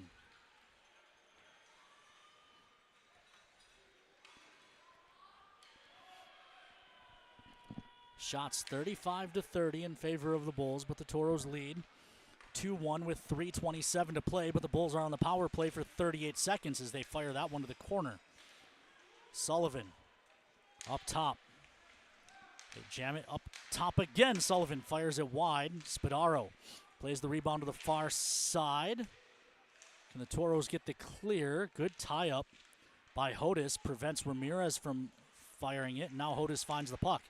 Tries to play it back to the point, and that gets through Davis for a clear. Cannot up on the pressure. Davis leaves to the far side. 5 seconds left. Time to start keeping an eye on the goaltender. Toros full strength. 2:47 to play. 2-1 Toros. Here in regulation. Kenny tied up. Hodis finds it, guides it to Sullivan at the near point. Sullivan cuts to the middle. Gets hit by Foyles, and the Toros will be shorthanded again.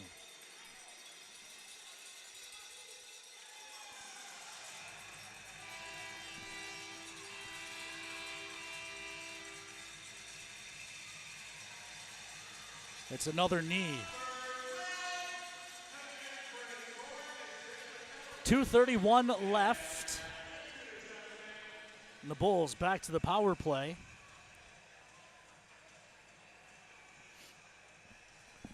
And this is why Foyles out challenging Sullivan.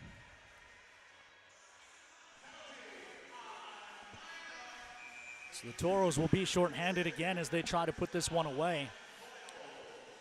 The downside, you're down a man. The upside, you got to think if they don't score in the first 30 seconds of this, we're going to see Sachs go to the bench and you get free 200-foot shots at an empty net. Dietz looks across. Pass too hot to handle, then thrown along the end wall. I thought that caught the netting, but we play on. Dawson finds the puck and rings it to the far side. It's kept at the point. Up top, Dietz comes to the near side. Koroluk just didn't catch it. He took his head off of it and had to find it in the corner. Koroluk to the middle. Touched up top for Dietz. Sweeps far side Suzuki. Suzuki to the side of the net. Stopped by Cook. Rebound comes near side. Blocked out front by Ramirez. Smenkov plays to the side of the net, put in front, and a good clear by Ramirez as he was falling. Toros get 3 new killers on. Koroluk into the zone. Tries the far side, Suzuki. Suzuki watched by James, plays up top for Dietz. Dietz cuts to the middle, looks backside. Koroluk, shot, it's in.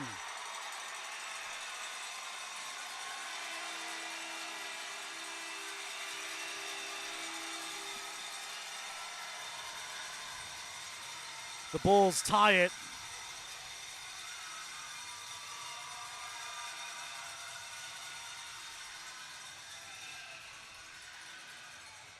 On their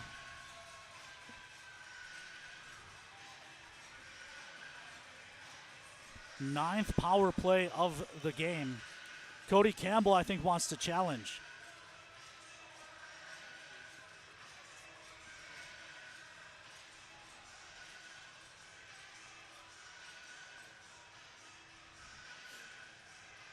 I don't think Cody Campbell even needed to. I think the referee was already going to.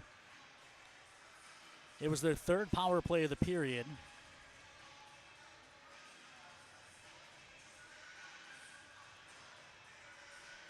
As we get another look. The question, I think, is if Cook's net is off or if it hit the crossbar.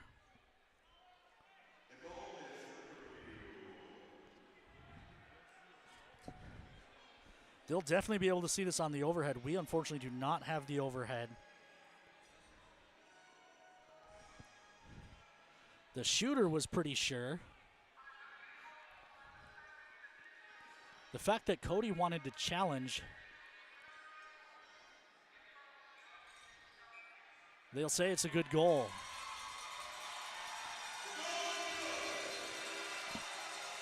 So we are even at 2.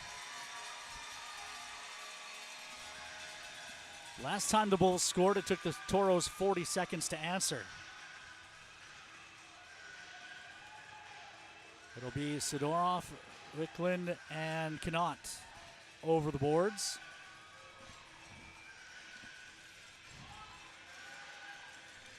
A minute 34 left in regulation. Far side, Knott couldn't hold on. Ty James for Wickland. Wickland into the zone, jams it to the middle, save made. Ty James finds it, puts it towards the net, it's blocked out front. Carried up ice by Howard. Shot blocked, Kenny pokes it along, Knott finds it. Both goals against on the power play. This was the 6th ranked power play coming into play. They're going to keep the draw in the Bulls zone. Don't know how much time is left. 57.9 seconds left in regulation. Final minute of play brought to you by our friends at Northern Plains Equipment. Offensive zone draw. Meanwhile, the Bobcats have gotten one back, but there's only 27 seconds to play. Toros control. Kept in the zone. Solominski looking for a lane. Doesn't have one, so he puts it to the side of the net. Thrown on net. Fought off by Sachs. Bulls try to counter. 47 seconds. Bulls gain the zone. Thrown to the middle. It's deflected up and out of play.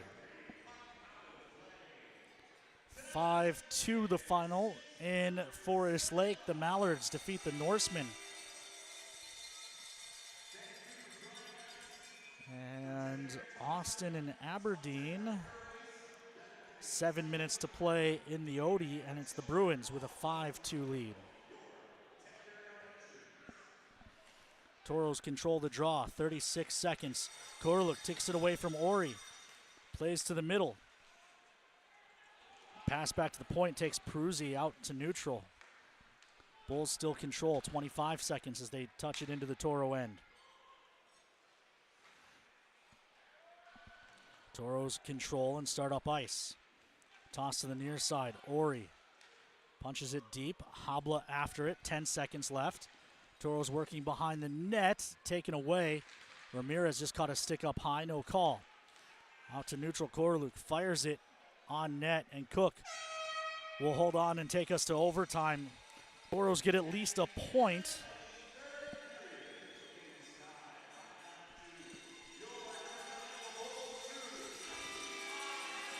But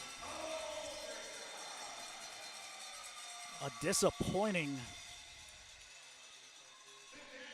We will send it out to break. When we come back, we'll have overtime as the Toros look to salvage a win. When you carry blue, you get a devoted team backing you up, focused on you and your well-being, making it easier and affordable for you to make health a priority. When you carry blue, you get a health plan that anticipates your challenges, that's helping shape the future of healthcare, with more helpful tools and resources so you can get the most out of your benefits and focus more on living your best life. Find your plan today. Blue Cross Blue Shield of North Dakota. Carry blue, carry on. Welcome back inside the Mason City Arena. Toros now working right to left as we get ready to start overtime, even at 2. Game was scoreless entering the third. 2 power play goals for the Bulls. They strike on 2 of the 4 power plays they had in the period. Of course, the first one was carryover, a minute 35 that was left from Davin Nichols' penalty late in the second period, but then 3 more power plays that period for the Bulls. Toros got goals from Solominski as 7th and Dawson as 1st.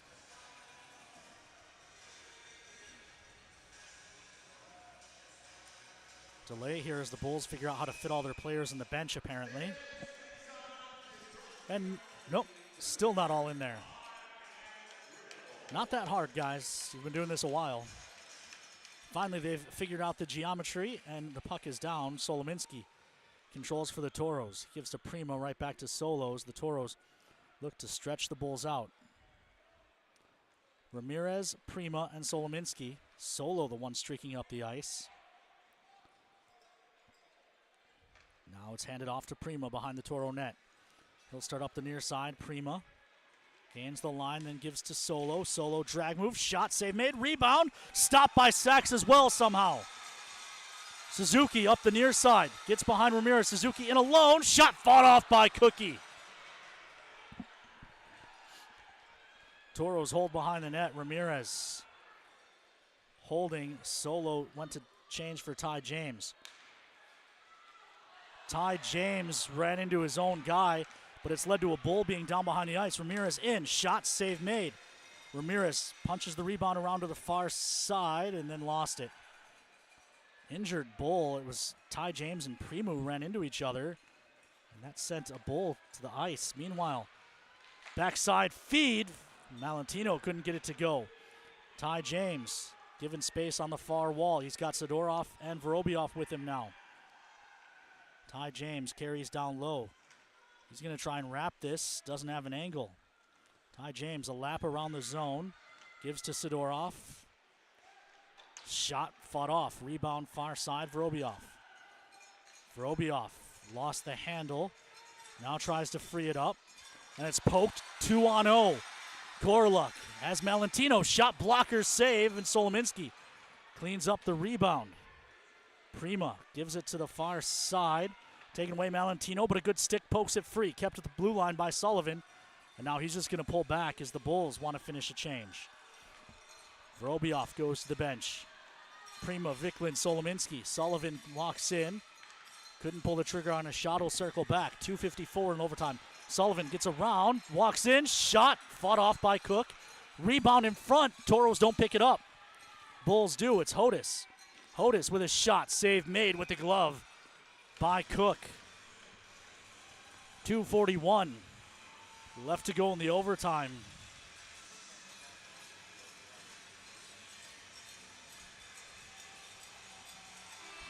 Dawson, Viklund, and Foyles.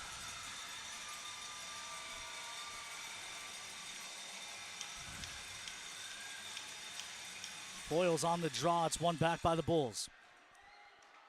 Foyles pokes it free, and now can he get by Sullivan? He can't. Sullivan able to keep it away. Now he lost on the near side, taking away Wickland. Wickland walks in, wires, save Maine, the rebound covered. And then Bersic gets put down, or puts Wickland down and cross-checks him. Why not give the Toros a power play there? That was a pretty late hit.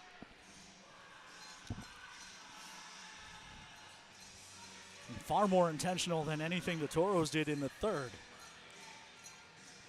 2:27 left in the extra session. Foyles, Wickland, and Ty James. Both the Toro goals have come from defensemen tonight. Let's see if Ty James can make it 3. Draw poked back to the corner. Dietz turns away from Foyles and speeds up the near wall. Ty James in his back pedal. Dietz goes wide, walks in. Shot blocked by Ty James. Still had to be stopped by Cook. Wickland finds this. Crisscrosses with Foyles. Wickland into the zone. Drops for Foyles on the near wall. Throws it back. It's in! Foyles gets the game winner. It went in off the defenseman. And the Toros get 2 points.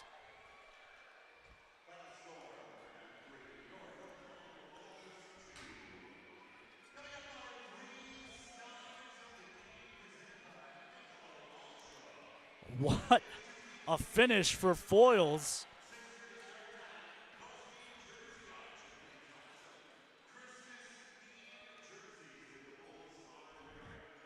As he throws that one on net and it caroms in.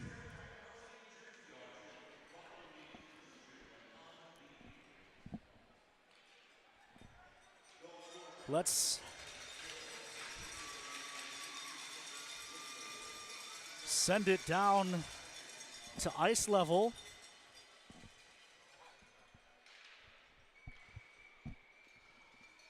We'll hear from the game winner in just a moment. Toros get the 3-2 overtime win, and Olivia Tosto is with the hero. Liv.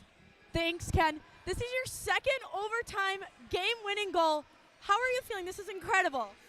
Feeling great. It was another really long game and away game. It's huge. Got another one tomorrow, and I hope we can do the same thing. So, obviously, you know, teamwork is the biggest thing here. What has practice been like? It's been a grind. I mean, we've all known that we got to turn something around, and starts with practice and the way that we've been practicing hard, battling, and just communicating. Just it really correlates to the game. So. Well, congrats. You guys look great out there. Back to you, Ken. The referee is looking at this goal on the iPad. Are they going to bring both teams back out? They are reviewing this goal right now, I think. The goalie went to the, Sachs went to the referee during that interview, and then the referee went into the box, and he's looking at the iPad, so we might not be done here. He's putting it down. Still waiting on a signal. I don't know if that was an actual review or if he was just looking at it in general. But the referees are leaving the ice too, so it looks like the Toros will get the win here. But not without some drama. Foils throws this on net. It's redirected out front by the defenseman. Make that. Yeah, it was the defenseman. Maybe it was Korluk playing defense because they're 3-on-3. But either way, Toros get the win. While Kobe gets the highlights ready, I'm going to take a quick peek at the rest of the division. Austin does hold on for that 5-2 win. Bismarck's comeback falls short. 4-1 final. Watertown tacked on an empty netter. And the Mallards get the 5-2 win over St. Cloud. Toros only get 3 goals, so that goes under. Total goalie saves goes over, as does penalty minutes. Let's see if we have a winner. We do. Our Forebears winner, Sean Severson, can pick up his stay-and-play package at the Toros' next home game. That's January 3rd against the Bismarck Bobcats, or 2nd and 3rd against the Bismarck Bobcats. McDonald's Toros trivia question. What is the Toros record for shots on goal in a game? It was set against these North Iowa Bulls. During the pregame show, Olivia guessed 62. 40.6% of you went with her, but it's 46.9% who had 66 as the correct answer. See if we have a winner there. We do. It is... Well, we can't have Sean Severson win both.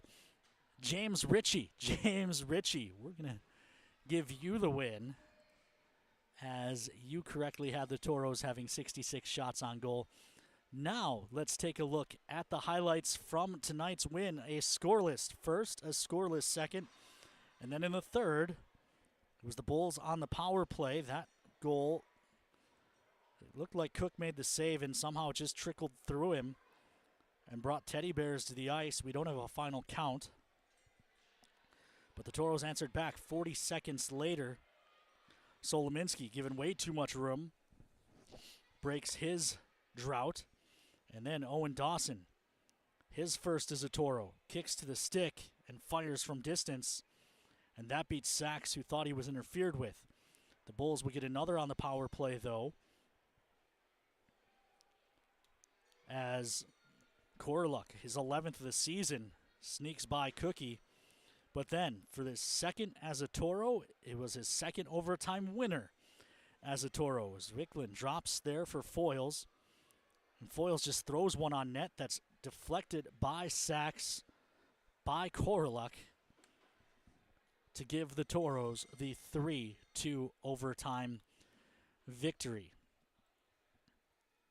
That should just about do it for us. Early game time tomorrow, 6:30 puck drop here in Mason City.